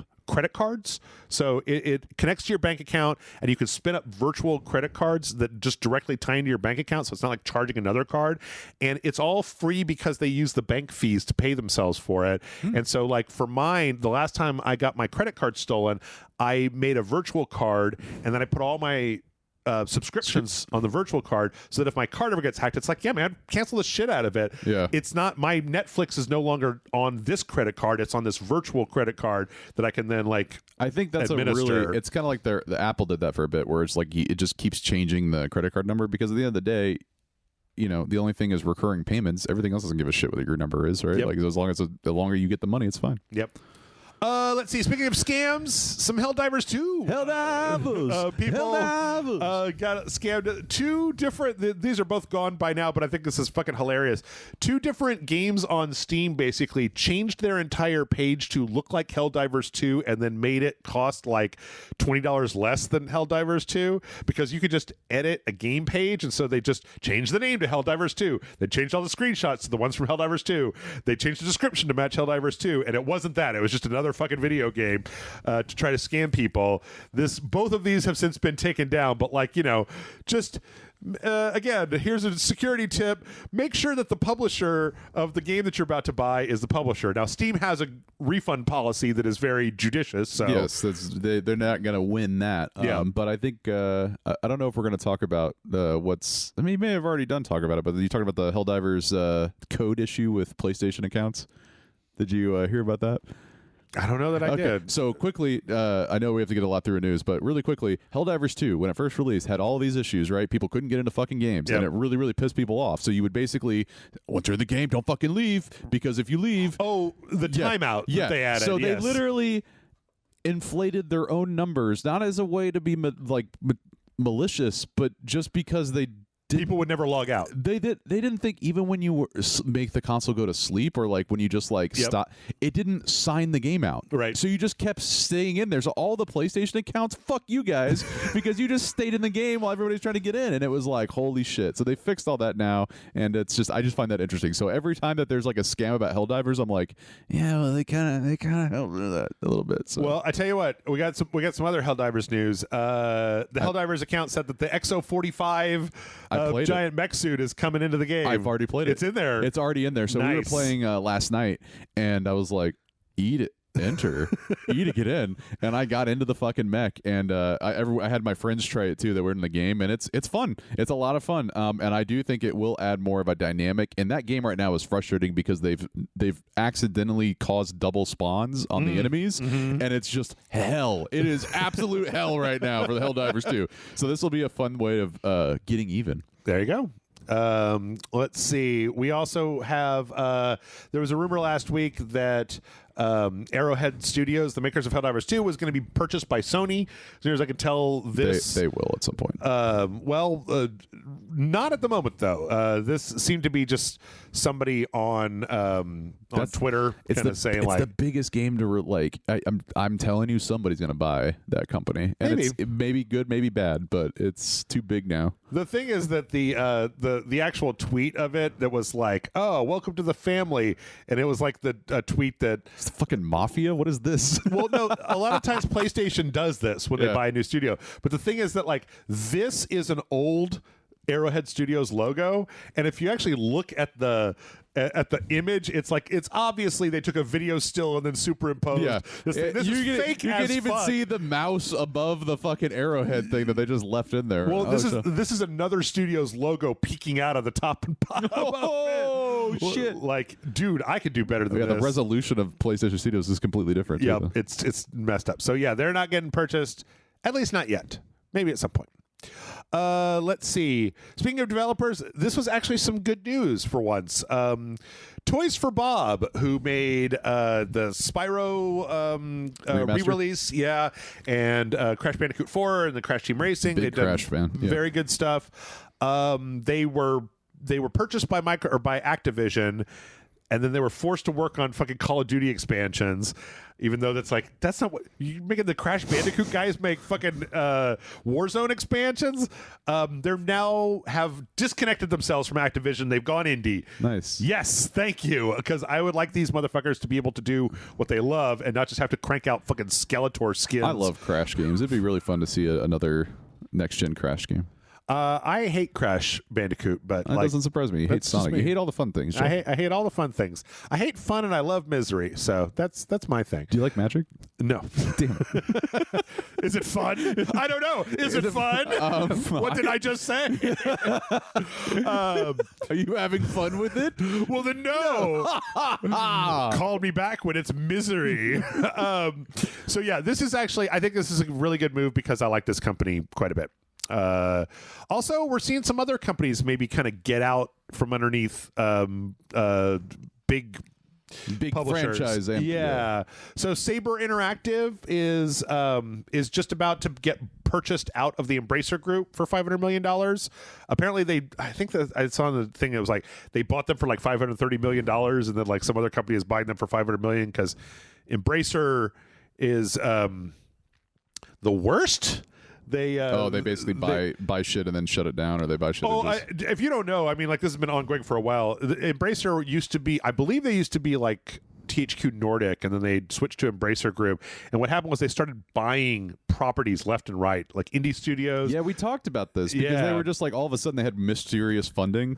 Well, they were being funded by that Saudi investment fund, almost like sports washing or like video game washing. Yes, right? Yeah. And the thing is that they then there was this big turning point where they were expecting a $2 billion influx from that same fund, an additional $2 billion stuff they had on stuff, and that fell through. And when that fell through, they now are holding all of these studios like Saber. They can't afford it. And they can't afford it. And so they're canceling projects. They're killing studios. They're like selling them off. Liquidating. But they've done an enormous amount of damage in the last like 3 years of just like taking studios and fucking them up really badly. Taking studios that have been around for 20 years and then they're getting shut down because they overextended themselves in this fucking venture capital bullshit. Line must go up even if you make a mistake. Big. Like they bought the rights to Lord of the Rings game publishing, like But then they also have Deus Ex and Tomb Raider. They bought like Eidos Montreal and Crystal Dynamics, and it's like I don't want like those guys to go out of business because you fuckers you don't know how didn't to get your run $2 your billion shop. investment. Yeah. So Saber Interactive is leaving. That's good. They're basically the ones. They're doing the Knights of the Old Republic remake, which they took over from Aspire in 2022. They're also making the John Carpenter's Toxic Commando. Yes, please. And Warhammer 40K Space Marine 2, which that's the one that I'm really looking forward to. What's Warhammer? Just kidding. Additionally, Borderlands Gearbox is in the last phases of a sale out of Embracer Group.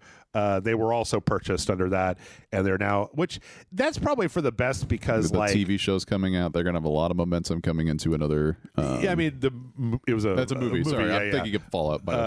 Yeah, but like Gearbox, in spite of themselves, I don't know how, because I don't like a lot of the shit that they do, but they seem to make money. Yeah. And so the idea of like in a world that you don't make a lot of money in the video game industry, right? Yeah. Like just let them go. Yeah. Like don't run them into the ground and then fire half your staff. Just like let them go back and do what they do. People buy the Borderlands games. Somehow Randy Pitchford keeps the lights on. I don't fucking know how, but like whatever. So. Yeah, at least we're starting to see some of these studios wrench themselves free of large, ineffectual bullshit publishers that make them do stupid shit and then close them down when that stupid shit doesn't work. So, also good news, Capcom increased salaries for everybody. Clap, everybody clap. Everybody year. clap. No, Yeah. seriously, there's not there. In this world, there's too many news articles about companies doing layoffs, companies downsizing, and not enough. And maybe that's just life. I don't know. Maybe it's the media, but like, there's not enough about good things happening to good people that deserve it. And Capcom, for as much flack as they'll take, they should be applauded, and the people that work there should absolutely be deserving of the salary increase. Or Yeah. They said that they're doing they said like what like it's like 2% or 3%, whatever the like inflation number is, like across the board for all employees, and then starting salaries are raising by like 28% or something like should that. Should not be a foreign concept. Yeah. I'm sorry, it should not be. Yep. But this is good in a wave of bad. Last time I heard anything about this, it was From Software, or it was Bandai Namco giving all of their subsidiary companies raises, including like FromSoft. Did that come in Gundam stock? Damn. I'm in the wrong industry. Oh, damn it.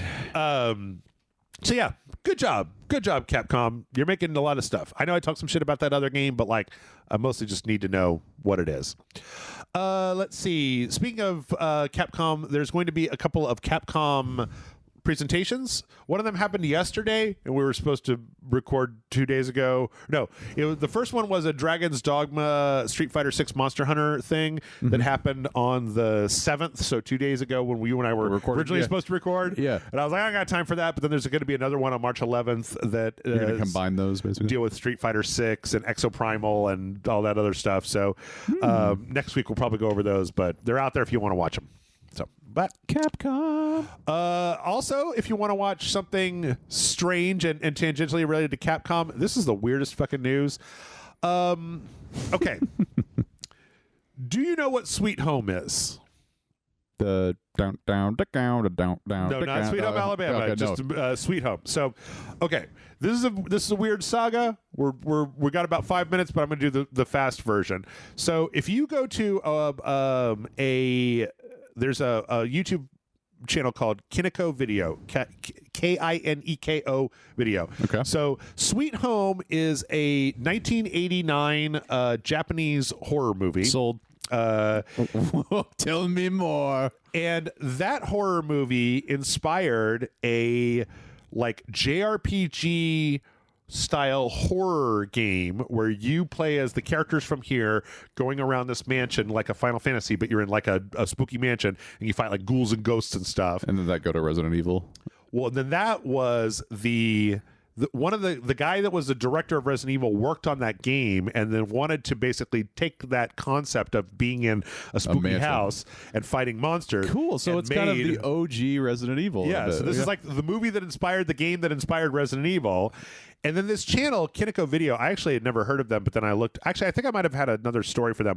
All they do is try to get like original film of like old movies and anime and stuff, and then they digitally scan them in and release like these 4K versions. It's not like an AI upsample thing. It's more of a like, we found the original 30 millimeter print and then took pictures of it in 4K. So it's like Criterion in a way that they are preserving films that they either find interesting or find some sort of relevancy or yes. There's a lot of promo stuff on there, but it's really interesting because, like, up until recently, like, Sweet Home has never been released in the United States. There's like a fan translation of it, but like even this movie was very difficult to find, and now you can just go onto YouTube. I'm gonna check that out, Jeff, and watch a 4K version of an 80s as fuck weird this Japanese is right up my movie. alley. I am a big fan of House. Yeah. So do you know of Hausu? Hausu, yeah. I say House. Hausu. With the fucking weird cat face. Yep. That movie is fucking bonkers. It's bananas. That dude. movie is bonkers fucking bananas. This movie is about a bunch of people who go to this house in the countryside, and there's like a painting that they're restoring, and then they're documenting the process of restoring it. But then it turns out that as they reveal more of the painting, it like resurrects these like ghosts in the house and stuff. And so, awesome. yeah. So you can go watch that right now. And it looks really good. Like this is, it's a 1989 movie, and like this is it's not as sharp as 4K, but it's like as the best quality. Like you're not looking at a 320 VHS rip. Yeah. Like, It's a very you would enjoy the quality on an OLED. Like it would not be out of place. Yeah. Let's see. Speaking of movies, we're getting a bunch of new movie crossovers with Call of Duty because that's what we do now. Specifically, there's going to be a new Godzilla versus Kong crossover. There is a new Dune crossover where you have like some of the outfits from the Dune movie.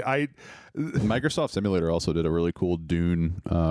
Oh yeah, flight simulator of the mosquito ornithopter. Yeah, that was fucking wild.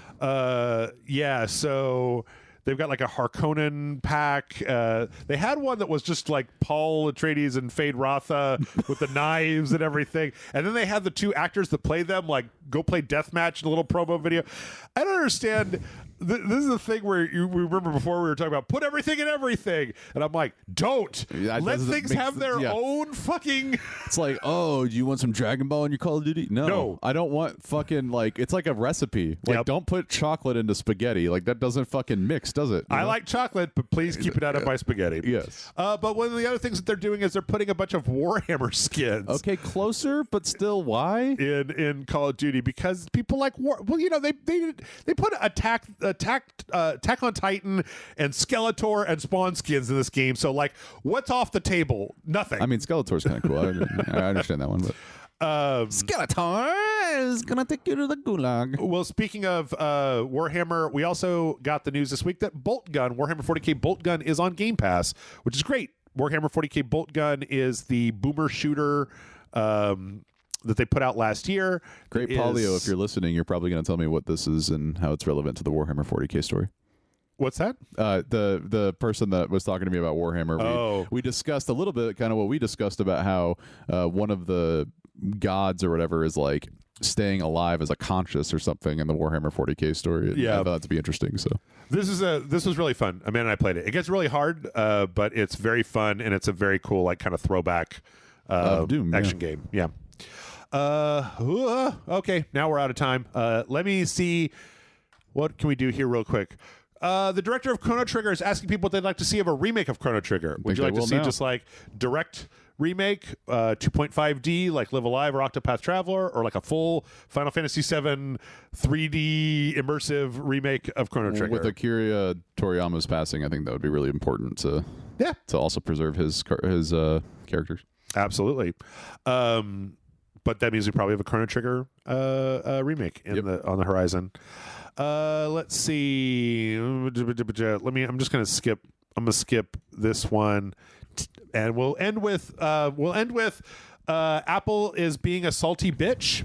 Shocker. So Epic sued Apple because they wanted their own storefront. They wanted to be able to bypass Apple's fucking taking a piece of every transaction. The judge ruled that like Epic can't do that, but that Apple does have to let other developers onto their platforms. They can no longer just have this walled garden where they gatekeep everything. Like if somebody else wants to make a store app, they should be able to do that. And you should be able to download it and install it. So, Epic started making a store app. And 1 month after that ruling, and then 1 month after they started working, apparently Apple pulled their developer license. Oh, so what a bitch move. Which is not against the rules. And then when they were asked about it, they basically were like, Epic has shown that it is like untrustworthy and will go because they got hacked. Well, exactly. Epic. This whole thing started. It was Apple, by the way. This whole thing started when Epic basically put payment processing inside of the Fortnite app. Yes. And so Apple is like, they broke the rules to begin with. We're not going to fucking let them have app support. I actually think there's been a follow up to this. I haven't had a chance to look at where I think they might have been reinstated because everybody was like, come on, no, you can't feed your kid. Don't tell him he's going to bed without dinner. You can't make decisions like this based on like your personal feelings about like, yes, they dragged you to court, but you guys are businesses, not fucking people having a beef. I'm gonna laugh when they got the developer reinstated, but now their logo says shit or something, and right. then, like Apple's like just gone in and manipulating it. So they've hacked all the autocompletes. So every time they type in Epic, it just says crappy developer. Like, they left 1-star ratings all over their app. Yep. And that is going to be it. We got the news. So all we got left is some trailers, and we'll be back with those in just a minute. Don't go anywhere.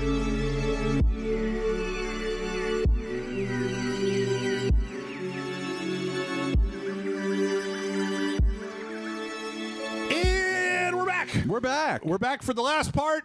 We got trailers and more. We got the trailer this week. Fortnite is adding Greek gods is the next thing in Chapter 5, Season 2.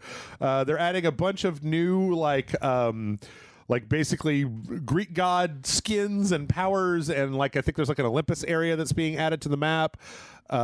Which is interesting because it's a little bit more generic than I normally expect out of Fortnite. Usually Fortnite has something a little bit different, but it still looks pretty good. Like, Fortnite's solid on their skin game. The weird thing, though, as is always the case, is they have this trailer they put out where they're like, here's Hades, and here's Zeus, and here's Persephone.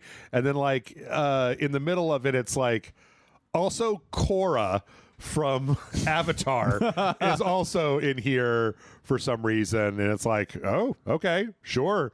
Remember when Fortnite was just a battle royale game that like you would build shit or something, and now it's like franchises and gods and all of this bullshit. I remember when Fortnite was a game where it was a tower defense game where you had to keep zombies from overrunning your base every day. Did you just out hipster me? I was following Fortnite's development back when it was like a survival game from Epic. So, but yeah, it does seem like this is like the, Fortnite keeps putting out skins. So there you go. Get them. Grab them. Go get them. We also got the announcement last week of Dune Awakening, which is a new survival game. I think that survival games are the new thing. I think that like everybody wants to have a survival game now. This is basically a survival game where you start and you like kind of, you build yourself a base and you build a still suit and you build the stuff. But it's also kind of an MMO. And it seems like they also kind of have a thing where the, like when you get to the upper level, like when your organization gets big enough, then there's going to be like a kind of a political part where it kind of goes into the machinations of the houses. Yeah.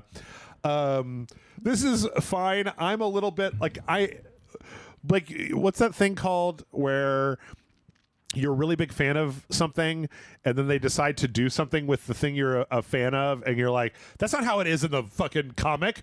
That's not what Star-Lord's outfit looks like. I was like, that's like Star Wars, basically. Right, right. So I have this problem with Dune because it's like my favorite book of all time, and I read it all the time. I've read it like 50 times. So I just like the fact the first movie came out. Yeah. And I also enjoyed Dune. And the first game came out, or the first movie came out, and I feel like no one had anything lined up for it. Yeah. Right. And it was like, fuck, we lost all of this. So now the second part comes out, and they've gone full gung ho on doing this shit in Call of Duty, doing this in Microsoft Flight Simulator. Now there's their own Dune Wake. I'm excited. I enjoyed Dune's theme and Dune's environment of the characters, but this looks like a game that I could play. I don't know. This is one of those just like I'm picking. Is that a nit? Let me get that nit out of that's here. Okay. You know, you got your opinions. If you love Dune and you know Dune's shit so well, and you notice that, I mean, hell, I mean. So what I noticed specifically is you'll notice that like in this trailer, there's a bunch of different parts where people are driving like something with wheels over the sand, and I'm like, you can't do that. That's kind of the whole point of the thing. You can't do that. You got to walk or you got to fly, and that's like as if you drive something, then the worms come and they eat it. Like it's the whole reason that you've got the crawlers, and then they got to take them out before the worms eat them. You can't just be walking around. Also, that guy, he's got his whole face, he's got his whole mouth exposed. He's losing moisture, my man. Like the fucking Fremen are going to come and take your water. Like stop trying to pretend that you read the book because you didn't pay attention, right? Like, but I don't know. I do like survival games. Also, all of the bases that they build are very like these like minimalist, ostentatious houses, and I'm like, that's not how they live in the caves under the rocks. This is where it's cool. You're not building a fucking thing on the surface. That's stupid. Anybody could see that base coming from a mile away, but. Maybe it'll be fun, and then I'll be like, and then it'll be okay. Shut up. I'll be like, hey, nerd. it's just a revisioning of the story. Yes. It also looks nice, but then it's also being made by Funcom, and I'm not like the biggest fan of their stuff. Is okay. It's okay. Let's see. From there, we've got another survival game based on a franchise. This is Terminator Survivors. This is a cinematic trailer. It shows some guys kind of scavenging in like a wasteland. It's unclear what kind of wasteland they're scavenging in until the very end when like they're walking away and a big red grid comes over them with Terminator stuff on it. I can see how a Terminator survival game would be very fun. Yeah, I think that'd be fun. I think I played the... I don't know, Helldivers for me, and I know I keep talking about it, is a lot like Starship Troopers. Sure. And then the Automatons or whatever the fuck you call them, they reminded me a lot of the Terminators. Oh, yeah. So knowing that there is a game now specifically for that IP is really enticing, because I do enjoy survival games, especially with others, and now, going up against Terminators is frightening. And it depends on how overpowering they are in this game, but like I would imagine they would be like impossible to kill. You would just have to run away. Well, even if they were just as hard, if each one was as hard to kill as like a one of the automatons and Helldivers, those guys are fucking hard to put down. Like, but it works really well as that whole like that original Minecraft survival of like during the day you're collecting resources, but then at night you got to fucking defend yourself from like monsters that are coming. And that could work really well in a Terminator thing. Plus, the whole Terminator universe is all like made out of dirty wood and like rundown gas stations, and like I'm sure you could buy that shit off the Epic Games the asset store, no problem, and then just build this. Yeah, so fun. Yep, looks cool. Another movie game tie-in stuff. We got the very first, like, this is such a teaser. This was announced, but it wasn't. They put out a video. The Mortuary Assistant. I played that. Yeah, for this Paranormal Activity game. And it's funny because I think that last week I was talking about this and I was like, there's going to be a Paranormal Activity game. And Michael's like, not interested. What's it going to be, like a 4-player co-op thing? I'm like, actually, it's being made by the guy that made the Mortuary Assistant. Like, now, wait a minute. Yeah, exactly. Now, hold on. Like, hang on. Oh, no. Because if somebody could, if we could actually, I would play that. So I would too. Yeah. I think horror games are finding a new niche in the market. Absolutely. Let's see. There's also, speaking of mortuaries and assistants, we got this trailer for Autopsy Simulator, which appears to be like not just a game where you have like a trashed office in a strip mall and you have to turn it into a thriving autopsy business, but more of a like horror, like the Autopsy of Jane Doe style autopsy thing where there's like spooky shit happening and creepy, the lights are turning off, and so, which is interesting because I think that when I look at this, I'm like, if the only thing that's supposed to freak me out is that you're opening up people and ripping out their guts, I don't care. That's just on the screen, man. Yeah. I mean, they will really make simulators out of anything these days. Yeah. Well, at least this one looks like it's got some kind of narrative hooks to it. Yeah, that's true. It is, like you're saying, it's not just cut and skin. Not just like, I need to hire a guy to take out the trash every day so I don't have to do that. Like, yeah. So, I don't know. Looks pretty cool. Was there a release date on that? I think there was, right? Sometime this year? Yeah, sometime this year. Let's see. From there, we got the launch trailer for Welcome to Paradise, which is kind of a weird undead zombie game where it's kind of a top-down third person, or like a top-down isometric action game where it's in a zombie apocalypse. But then the big thing is that you've got like these helmets that you can put on the zombies to then make them do stuff for you. So you can turn them into like, you're gonna mine, you're gonna defend, you're gonna follow me around. Power World with zombies, like Power World with zombies. Yeah. So you can make the zombies follow you around and do stuff, and then put out a cute little animated thing. That's fun. That looks kind of fun. Yeah. I mean, all the reviews I've seen for it look were really good. I'm hoping that it doesn't just get lost in the shuffle of like Final Fantasy and Unicorn Overlord and all that other stuff. So yeah, yeah, pretty fun. I also like the fact that like at the end here, there's a zombie elephant. I'm like, oh, God, that looks terrifying. I like it when they do zombie animals, except in that one. Let's say, was there a Resident Evil where they were like, oh, they're dogs, zombie bugs? Oh. I'm like, if the bugs are turning into zombies, then we're all fucked. Oh, yeah. Okay, like, come on, like bugs are zombies in general. Like roaches can be smashed to pieces and still fucking live. Yeah. We got an announcement trailer for Earth Defense Force World Brothers 2, speaking of bugs. Yeah, Helldivers is like, oh yeah, this game. And then it's like, people are like, dude, this was Helldivers before Helldivers 2 came out. Yeah, pretty much. Kind of Dynasty Warriors, but this is weird because this is a spin-off. Like there is an Earth Defense Force 6 that exists in the world in Japan. It's coming out in the US at some point. But then this is like the weird Lego voxel, Lego spin-off. It's really weird to me because everything is blocky except for their mouths. Their mouths are just drawn onto their faces, and I'm like, couldn't you just make their mouths blocks? Yeah. But this is like the goofy spin-off of Earth Defense Force. I played the first one of these, and it was like you collect survivors from different nationalities, and they all have different powers, and it's very, very funny. It also takes place on like a world that's a cube instead of round, and so the edges of the stages literally like you can just fall off. Yeah. Like that.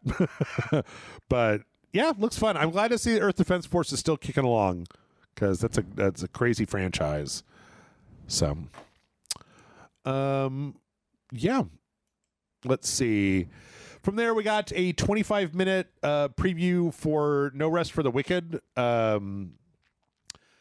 I don't know how familiar you are with this. There's a Moon Studio is the company that made Ori and the Blind Forest and Ori and the Will of the Wisp. I'm aware of those, yeah. So when they made the first Ori game, they talked about how they had like this idea for kind of a third-person action, like an action medieval fantasy style game, and that after they made the first Ori, it did so well, they decided to make the second one, but they were always kind of had this in their back pocket, and they're finally like showing it, working on it, and this seems like it's like kind of got a lot of like Souls DNA in it, of like kind of stamina management and really rough, tough as nails combat, but then it's got an RNG loot system, and it's got this very like painterly vibe to it, where everything looks beautiful. Honestly, I kind of like the like you're saying, the medieval type dark. If it's bright, it's still like like high contrast. Yeah, it still kind of gives that vibe, and it kind of reminds me of the game that we did a Let's Play episode on with the pirate. Shadow Gambit. Yes. Yeah, Shadow Gambit. Yep. Yeah.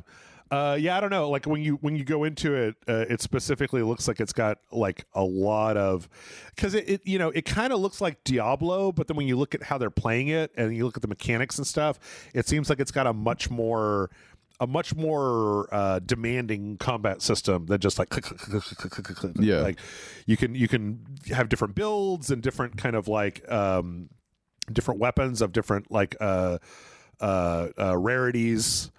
But then also it's all just tied together with this like really solidly interesting looking art style. Like looks different than what I've seen before. I'm glad to see more companies are doing stuff like this kind of, it's a 3D model, but all the textures on it look like they're hand painted. And yeah, I didn't get a chance to look through. I got a chance to watch about 2/3 of this because they put out a 25-minute video on the game overview. But they've also got these kind of like giant, that show some boss fights with these kind of giant sweeping bosses that will looks impressive. Take up the whole screen. They talked a lot about how like they've got the camera tilted like a little bit more than you would see like in Diablo, and that lets you like see further into the distance. It gets you that like scope out on the peripheral sides. You kind of get more of the it's a cool presentation angle. It does seem like it may get a little, I don't know, delirium. I may have like delirium like while playing it because I'm just like, oh, like there's just so much.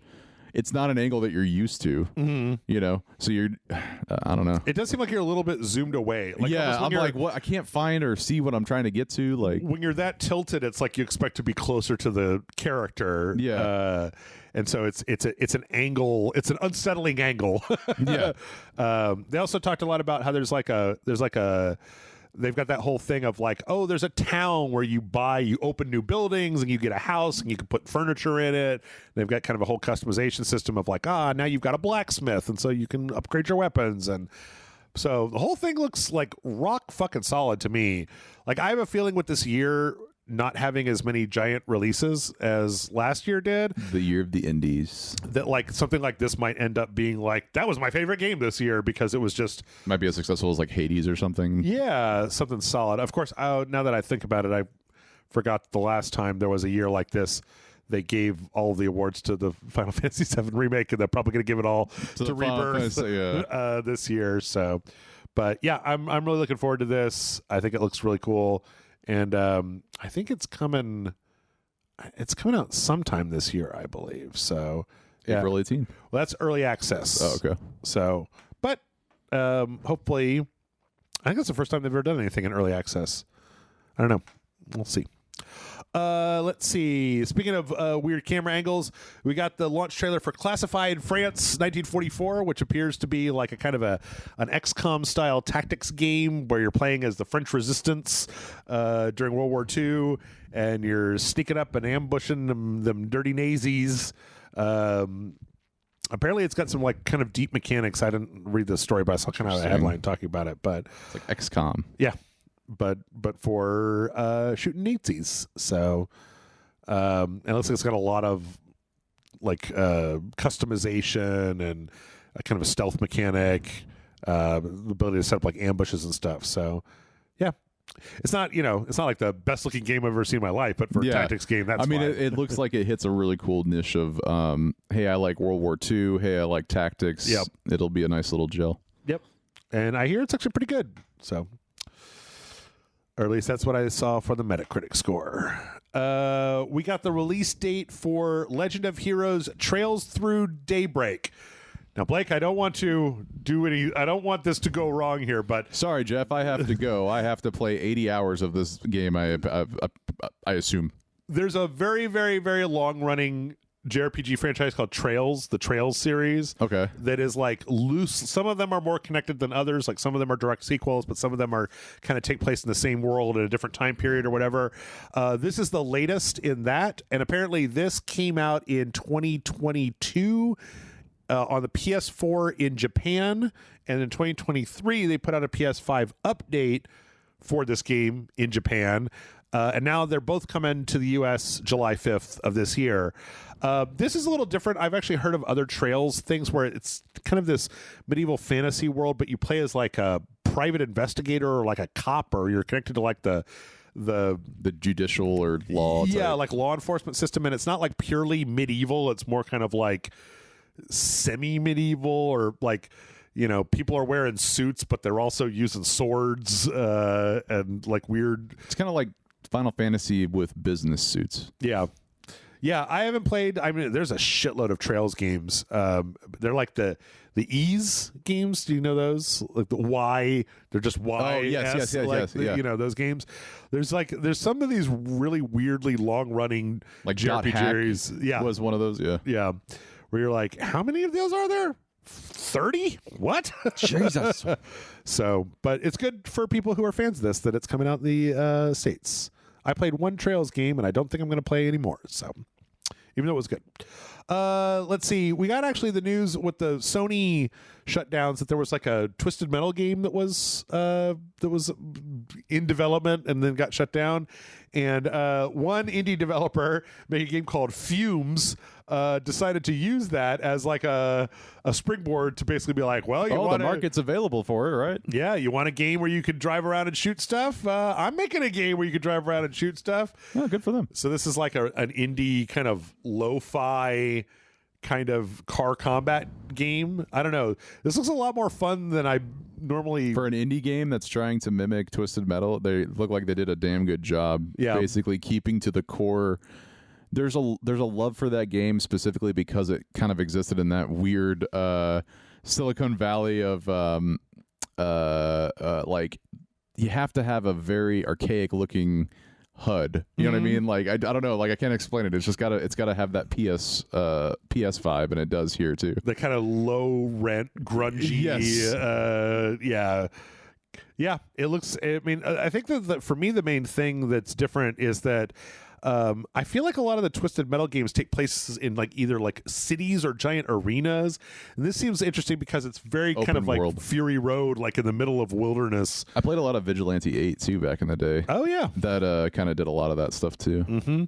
So yeah, that's it's kind of cool. If you're a fan of drive-in combat, there's a demo out on Steam, and you can throw it on your wish list. So. We got a release date for Melatonin. This is the complete opposite. If you're not looking to be excited, but you instead need to chill out, this is a PlayStation rhythm game where you're kind of in dreams, and it has very little. This looks fun. I don't know. I might get down on this. Well, you should see it. You should hear with the audio because it's very minimalistic, and their big kind of claim to fame is that it's like kind of a WarioWare-esque / Elite Beat Agents type of thing, but that it's got very limited instructions. Like all the games are set up to just let you like figure it out. Figure out what you're supposed to do. Yeah. And it's got a very nice kind of pastel cartoon art style. It's supposed to be just kind of very like calming. And yeah, it's coming out on March 12th.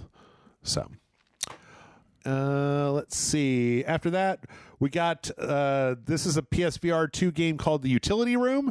I am mentioning this because there's a YouTuber called Jacob Geller that I watch that put this game on. He does like those like three. He's like a in-depth video essayist, and it was like 3 disturbing video games that you should play.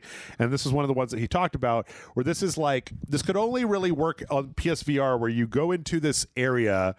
And you end up like going into like the back rooms of reality, and it's this giant like desolate area filled with huge like stone heads and like pendulums that swing across the entire skyline, and then a lot of it is just it's playing with scale, where like you are trying to navigate through this world where everything is like hundreds of times bigger than you are, which is awesome. Yeah, and so you've got this kind of like very surreal imagery, like this sequence where there's this giant like Easter Moa, Island head type fucking thing coming at you. Like it's just coming at you, and it's so big that you can barely get out of the way of it. And there's a lot of weird stuff, and I'm like, this is one of those things where, like, you know, it would just have less of an effect if you were playing it on TV as opposed to when you look up in VR and see the scope of the thing coming at you. So, scare your parents. Yeah. Get the parents to get on the VR and then watch them go. Ah! Yeah, which is good. Scare your parents. Yes. We got a brief teaser for Greedfall 2. I was not the biggest fan in the world of Greedfall 1, but looks like they're putting out another Greedfall game. This is kind of like there's a company called Spiders that's like a mid-tier European developer that makes games like this. It's kind of a third-person action game that takes place in like colonial era America, but then there's a lot of like magic, and like you're hunting like magical creatures, and there's like the indigenous people that are there, and you're playing as like European kind of bounty hunters that come across to find your fortune. It's kind of hard to describe, but yeah, like it kind of reminds me of like Game of Thrones, but there's like modern weapons and I don't know. Yeah, it's more of the kind of like muskets and dudes with big hats with like feathers in them type of thing. Yeah. This trailer focuses mainly on like a young lady who's obviously like sold into some form of slavery and then like escapes and starts kicking a bunch of ass. This is just a cinematic trailer, so there's not like it's a lot of cool, like, I don't know, martial arts type. Yeah, it's very reminiscent of like the Wolf, Brotherhood of the Wolf. Brotherhood of the Wolf. Yes, that's kind of what this is going for. Okay. And then it's also got these kind of giant like kind of monsters, Colossus type monsters. Yeah, it's got some kind of like Monster Hunter / Soulsy Big Boss DNA in it. So yeah, it was announced, and also I believe that there's going to be an early access. It goes into early access. Ooh, when is that? Summer of 2024. So, boom. And last but not least, this isn't really a trailer for anything. This is just the day that this video comes out, the day this podcast comes out will be March 10th, which is Mario Day. It's MAR10. Oh, nice. And they put out, I don't know if there's anything specific happening, but they put out a very cute video on the Nintendo channel where it's just Mario through the years. And so you'll see Mario kind of going from place to place, and then it'll transition from one game to the next game in the series, going from Mario 1 all the way to Mario Wonder. Just kind of like one game at a time, which is pretty fun. That is awesome. Yeah, it's a cute little video. I recommend everyone go watch it. What's your favorite Mario game? I do like one. I think Sunshine. Sunshine. Yeah. Controversial choice. I like Super Mario Sunshine a lot. Yep. Yeah. You think it's better than World or like 3? I guess Super Mario 3 I guess is an all-time, but my favorite personally is Sunshine, because that's my nostalgic memory with like getting a GameCube and getting Sunshine and being like, this is the next level, right? Okay. Like, and I never really got into Super Mario 64. Oh yeah, me neither. So. I've tried a bunch of times, and I'm just like, this just doesn't like. I get that if I'd done it at the time when it came out, that would be one thing, but like I didn't, so I don't have any good feelings in my brain attached to seeing that jump to go back to. So yeah. All right, a few more things, and then we'll be done here. Ghost of Tsushima is coming to Steam. Yes. So another PlayStation. Because I got a Steam Deck, so I can play it on my Steam Deck. Yeah, there you go. Another PlayStation exclusive. Have you played Ghost of Tsushima? No. It is great. No, I know it's basically the game that I've always wanted when I was growing up, which is like, I want a game where it's like an open world samurai game. Yep. It's basically that. Prepare to be shamed for saving everyone's lives, because that's the other part of that game is your fucking uncle is always just like, you didn't save everybody the right way. You got to do it the samurai way, where you save 2 people and then die. You bring dishonor to my family by not dying, and I'm just like, shut up. It's like, Bashi, don't you know that? Shut up.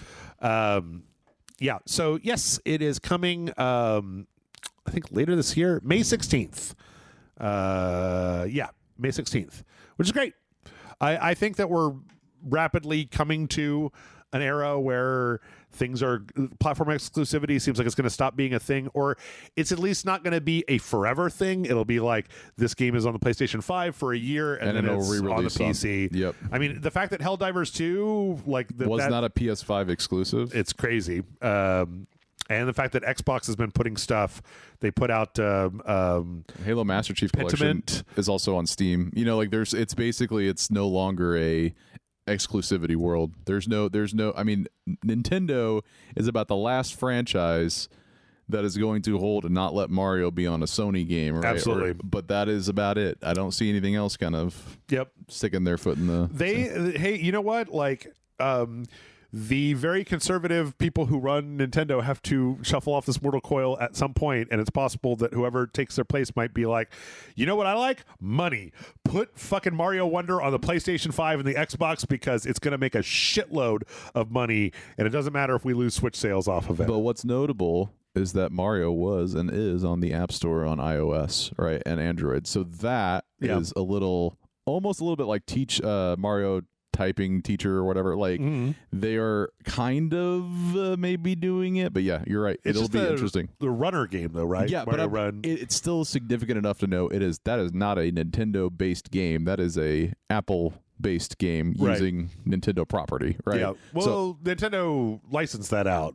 Like, yeah, but all I'm saying is that I think the idea to them and the foreign is like they're going to get a lot of money. Yep.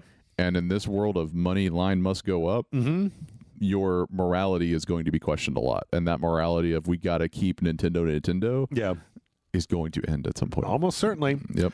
Let's see, another PlayStation news. Gravity Rush 2 might be coming to the PC as well. Very niche game. I don't know if you ever played the Gravity Rush I've heard games. a lot of good things about it. I have too, and I've tried playing them, and I just didn't really gel. I've never played it, yeah. But who knows? I mean, again, sure, put it all out. Put it all out on the PC. I fear no platform exclusivity. Like, get rid of that shit. Let everybody play everything. I want people to play video games. Done. Circling all the way back around, Suicide Squad Kills Justice League. They put out the first season of the content for that game where the Joker is coming into the Suicide Squad. The 5 people that are playing it are like, woohoo! Yeah, I don't know. Part of me was like, maybe I'll go back because I actually enjoyed playing it, playing the base story of that game.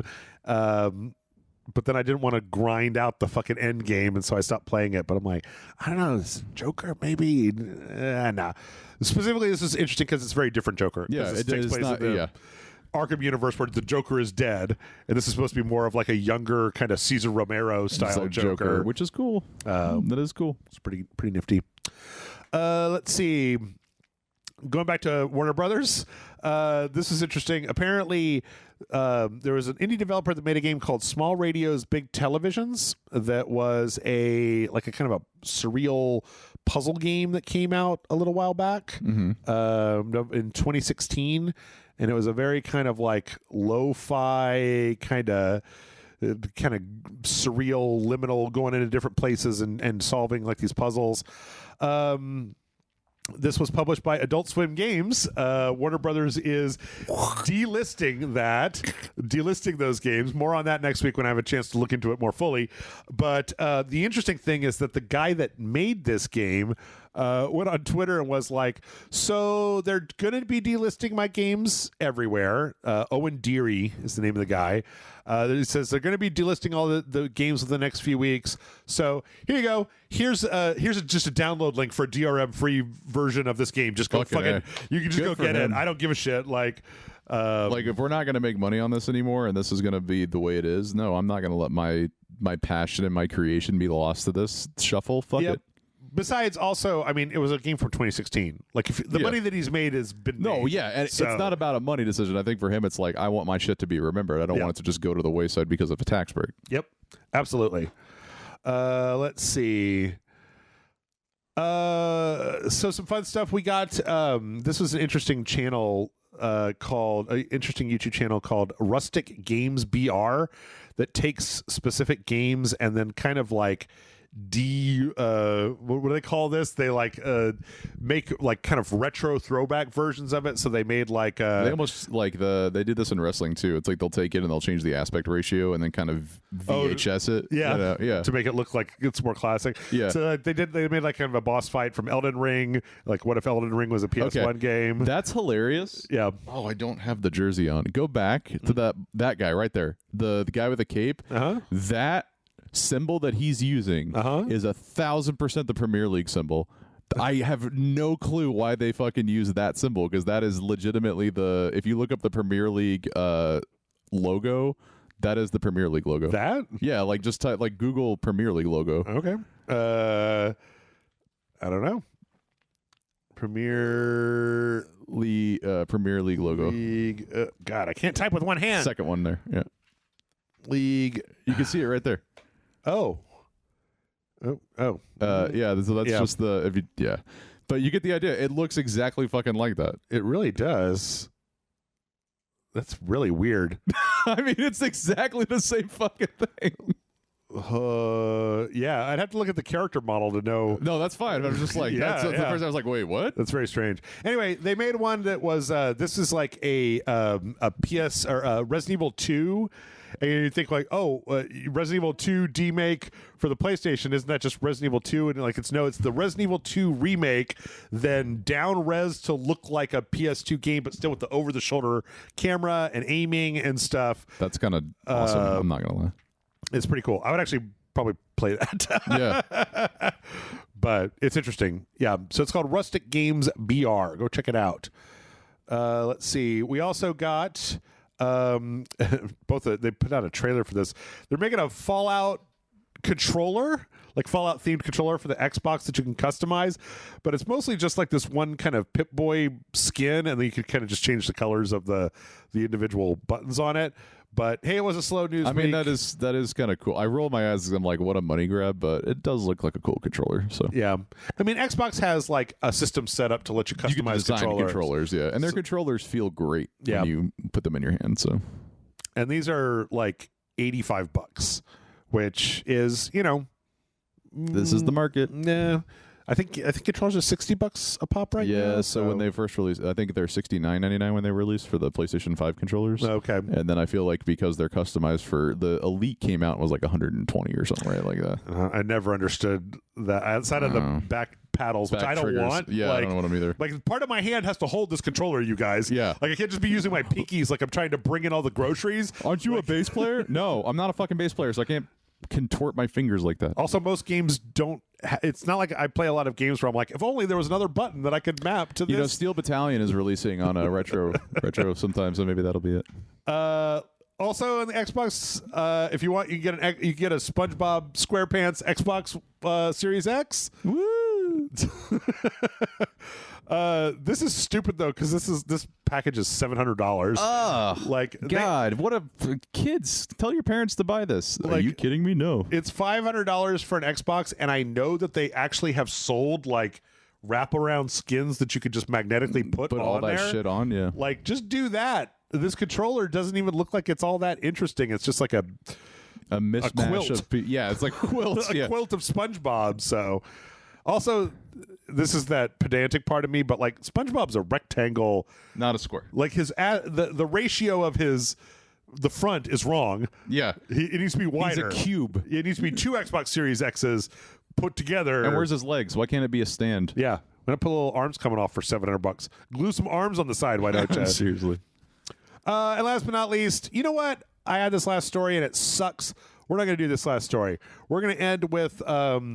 Did you watch the Fallout, new Fallout trailer? I did. Okay, so did I. Let's talk about that instead because we've got like 10 minutes. So this new format sometimes goes a little long, but no, you're good. I think I'm excited about Fallout. We had talked about Fallout Magic decks that just released. They're definitely working on the IP base and not necessarily focusing on the game franchise, because the last thing that they did was sort of a catastrophe with 76.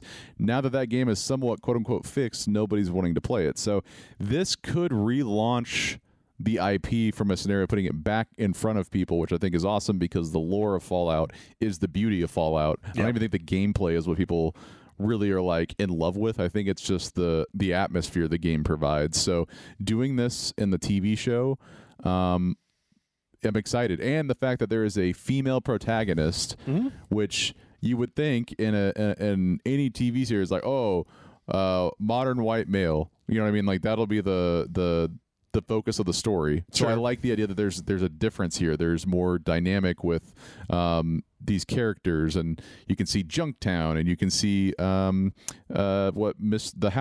House is going to look like, right? I'm assuming that's what that guy was at the beginning. No, that guy's the Walton Goggins character. Yeah, it's just like, I think he's just like a narrator. He appears to be a vault salesman who then turned into a ghoul after after the bombs dropped. But yeah, it's actually really interesting you talking about there being a female protagonist, because I played like 400 hours of Fallout 3 because I was really into Fallout 3. And okay, so here's the thing.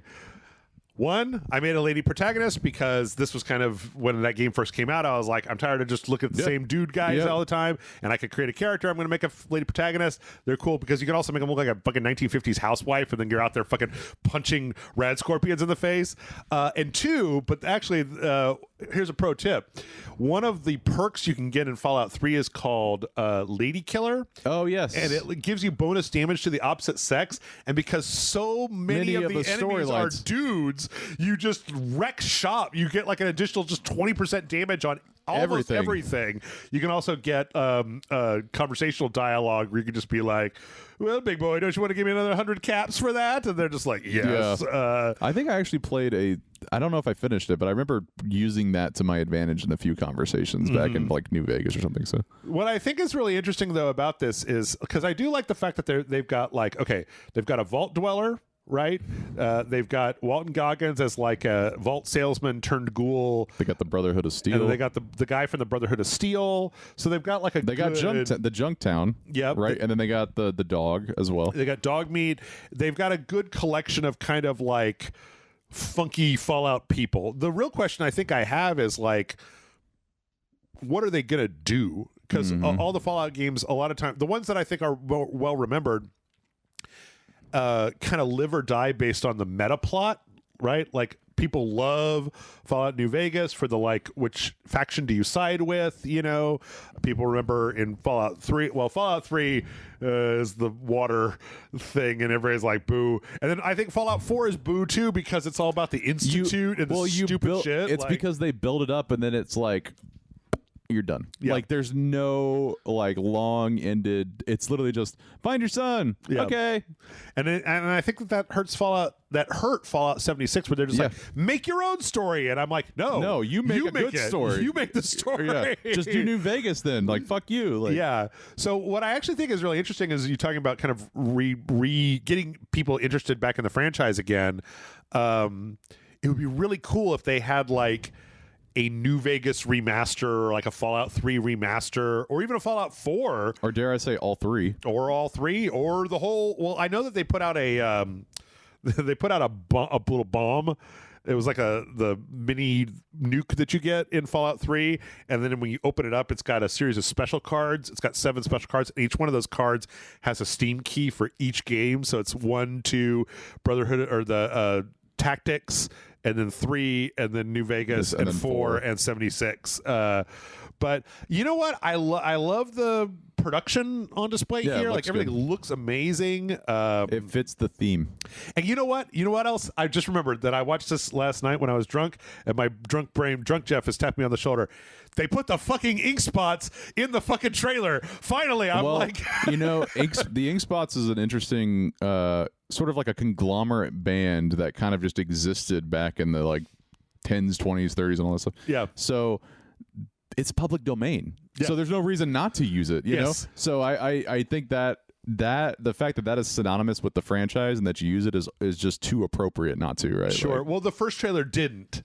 Yeah, and you're probably like, some other retro song, and I'm just like, why? Yeah. And then not just that, but they, for once, this trailer worked out really well because they played the Inkspot song, but then they had this like symphonic remix that goes through the back half when they're doing their action montage. Also, there's a lot of like blood and guts and gore and crap and junk, and it all looks all dirty and shitty. I wish it looked a little bit dirtier. Like it's a little bit clean. It's like it's too well around the edges. Clean mess. Yeah. Like there's not as much just like junk everywhere. What's the Monty Python thing where it's like, oh, he must be a king. How can you tell? Because he doesn't have shit on him. Yeah. Like there needs to be more shit on things like mold and gross and dirt and like radiation. Yeah. Just get a like a squirt gun full of mud water and just hit everything with a coat of that. But yeah, I don't know. I mean, Fallout is one of those things where like Fallout is also such an open-ended franchise that you can tell whatever story you want. Like nobody's going to be mad at you like they are with like Halo, right? Because Halo's the story of Master Chief, whereas Fallout's the story of like whatever. It's just whatever. Like if it was called Fallout New Vegas, then people would be mad if it wasn't about actually Mr. House and Vegas and all that stuff. But the fact that it's just this generic in this, and it needs to be. The only thing I'm also a little bit concerned with is they're putting all the episodes out at the same time. No, I'm not concerned with that. There's a lot of success with Stranger Things used to to Oh, no. You know? Yeah, but I think that over the recent years, like people, especially because this is being produced by Jonathan Nolan with the Westworld stuff. Yes. If it has that same structure of like leaving you on a cliffhanger or whatever, I think that I agree. It does work better from a week to week perspective in that scenario. Make people really excited as opposed to because like there's the Gentleman thing that I started with, right?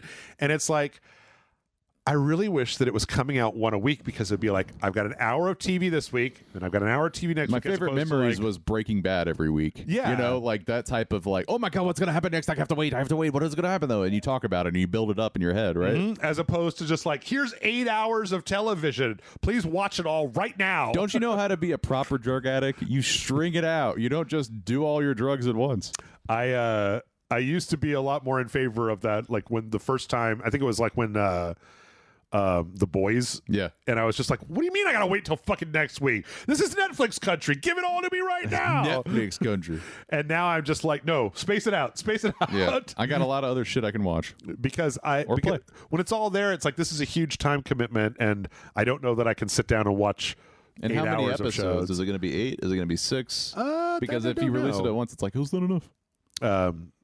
Also, you know, this is an Amazon's show, so if it does well, then we'll have to wait 5 years for season 2.